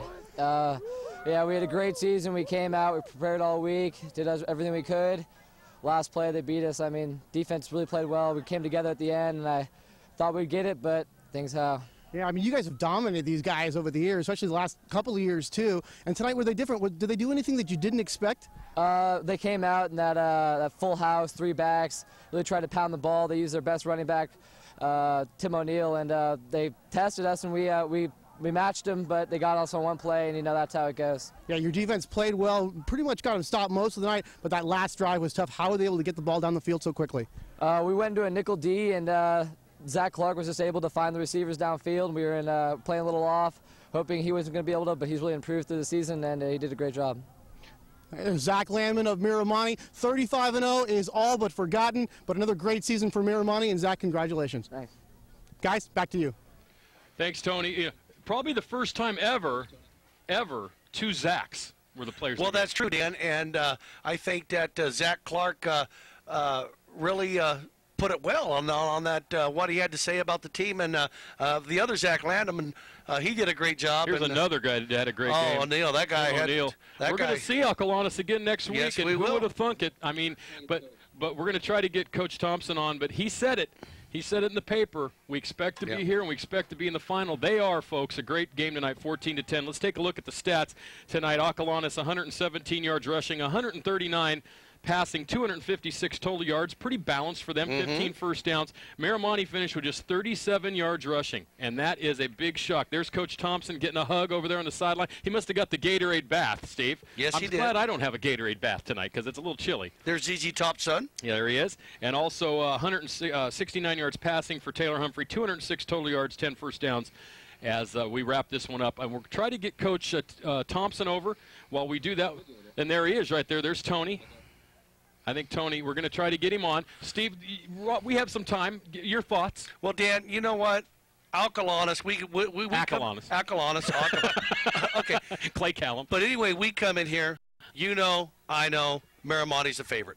We come in here. Acalanes really comes to play ball. Thompson gets him up. He really feels good about him. And you know what? These kids deserve to win because they put everything out on the line. And Miramonte not taking nothing from this program. The coach has done a great job filling in for Branstad. Coming in his first year, he went undefeated with them, took them as far as he could. Hey, they got upset out here. And you can't say enough about Coach Thompson, that staff, and them kids for Acalanes. I mean, even if they would have came up short, you'd have been saying, you know what, you got to take your hats off to Acalanes the way they played. But you know what, that last drive, unbelievable, capulated by the play of the year. What a great play by It's not how Clark. you play early, it's how you play late. And here's Coach Thompson with Tony. So the Acalanes Dons, Ron Thompson and Thompson, Mr. Coach Thompson, a great game. You really got this program turned around. How did you guys get it done in the last seconds when it looked like it was all but over? Well, you know, we didn't panic. We had 2 minutes in the Campo game a couple weeks ago. We had 2 minutes, so we knew we had plenty of time. We threw the ball. Offensive coordinators were calling some great plays. We got out of bounds. We busted that big run one time, and then Zach Clark kind of took over. Yeah, what a great play that was. He runs across the field, gives his blockers a second chance, and finds July in the corner of the end zone. How did July end up so wide open on that play? Because he wasn't working his way back to the quarterback. You know, that he stood there, and Zach usually makes plays. He's a playmaker, and then, you know, we got lucky, and it feels very good. And sometimes it's better to be lucky than it is to be good. Yeah, winning certainly feels good. And what about the past postseason experience last year and even this year, as compared to how you played in last year's game? How does that help going into a big game like this, and especially a big drive right at the end? Yeah, immensely. I mean, it gave our kids experience. We've been here all week. I've been telling them, hey, I expect to be in the finals. I said it in the paper. Might have put a little bit more pressure on them, but I said, hey, I expect to be playing next week. And they stepped it up. And then, you know, as my wife was telling me, I brought another change of clothes because I knew I was going to get wet today. He's very wet. Coach Thompson, the Dons are on their way to the championship game. A Moorbound franchise, or a bad program here, no longer. They're going to the championship game next week. Guys? Thanks. Coach Thompson, he's a fun guy, too. I had a nice conversation with him, and good for him. And like you said, Steve, you know, this is one of those games, and it kind of gives people hope. Because, it does. You know, it's like, you know, someone beat Miramonte, and, you know, someday someone's going to beat De La Salle, and that's why you play the game. That's right. And it's a spectacular game today. You can't – both teams played great. Both they teams really did. And you know what, Dan, really, when you look at this, it was just a defensive battle. I mean, it was in the trenches. These guys were going at each other. It was – Go ahead. What was your term earlier? Something mouth football? It was smash mouth? Yeah. She said something else. But it was whatever mouth football you wanted. It was great. Let's wrap this one up, Steve. We're getting ready for next week, and Acalanes versus the winner of tomorrow night's Los Lomas-Campo Lindo game here on AT&T Broadband. And the producer and director of high school sports here on AT&T Broadband is Metal Matt Bolander. Joe Madsen tonight, graphics producer in the truck, did a great job. Yes, he did. We got stats out to you, and we didn't even have a stat guy. That's right. Johnny Woo, as always. And did he woo you tonight, Steve? He always woos me, Johnny Woo. There's a Jonathan Martin on camera tonight, and he's probably taken that shot of Jeremy Mansker, who's down on the field. There's another one of our cameras. It's cold up there. Joseph Ocon up on the that's Joseph Ocon up there from Pittsburgh High, class of '92. Jeremy Mansker, of course, ZZ Top down on the field. And we want to thank his son. Yes, he did a great job. Little Jeremy Mansker. And Matt Johnson also helping out on camera tonight. And there's Andrew Musser, production assistant tonight. We got him on there quickly, Steve. Yes, we did. Special thanks to Ron Carter for help on graphics. There's Jonathan Martin. What is that dance? Well, you know, whatever it is, he's lucky to be moving after last week. Ron Thompson from Acalanes High School. Thanks to Coach Thompson and congratulations. And also special thanks to John Wade and Miramonte High School for letting us come in and bring you tonight's game. What a game. The Miramonte win streak is over, 35-14-10, Steve. And there's Steve. There's Steve Sanchez and Dan Wall. And I'll tell you, special thanks also to the CIF North Coast section, who we're going to be working with here hopefully next week and at the Oakland Coliseum. The AT&T Broadband Game of the Week, the North Coast Section Championships, are brought to you by great friends of the program, Rocco's Ristorante and Pizzeria in Walnut Creek. Rocco's, voted the best pizza by the readers of the Contra Costa Times. Brendan Theaters of Concord and Pittsburgh, featuring the best in first-run feature films. Jory's Flowers of Concord and Walnut Creek, floral arrangements for all occasions. The Contra Costa Clean Water Program and Mr. Funnelhead. Remember, it's free, easy, and cool to recycle used oil and filters. A&B Creative Trophies, specializing in awards, Letterman jackets, embroidery, and team trophies on West 6th Street in Antioch. Mazet Pontiac on West 10th Street in Antioch, the biggest little auto dealer in the West. Coming to Pittsburgh Auto Row. That's right. And RSC Rental Service Corporation of Martinez, scissor lifts, lighting, and other equipment for the petrochemical industry at 4030 Pacheco Boulevard in Martinez. Steve, next week, right here on AT&T Broadband, the North Coast Section 2A Championship and quite possibly the 3A Championship. Check your local listings next week in the Contra Costa Times. And don't forget, even if we're not on, the North Coast Section 3A and 4A East Bay Football Championships next Saturday at the Oakland Alameda County Coliseum. And those games won't be blacked out like the one Monday might be. That's 4 right. o'clock and 7:15. For Steve Sanchez, this is Dan Wohl reminding you tonight's final score in one of the biggest upsets. And here we get one last look at this great play of this entire region. Acalanes 14, Miramonte 10. This has been a high school sports production from AT&T Broadband in Walnut Creek. Until next week from the championships. Good night, everybody.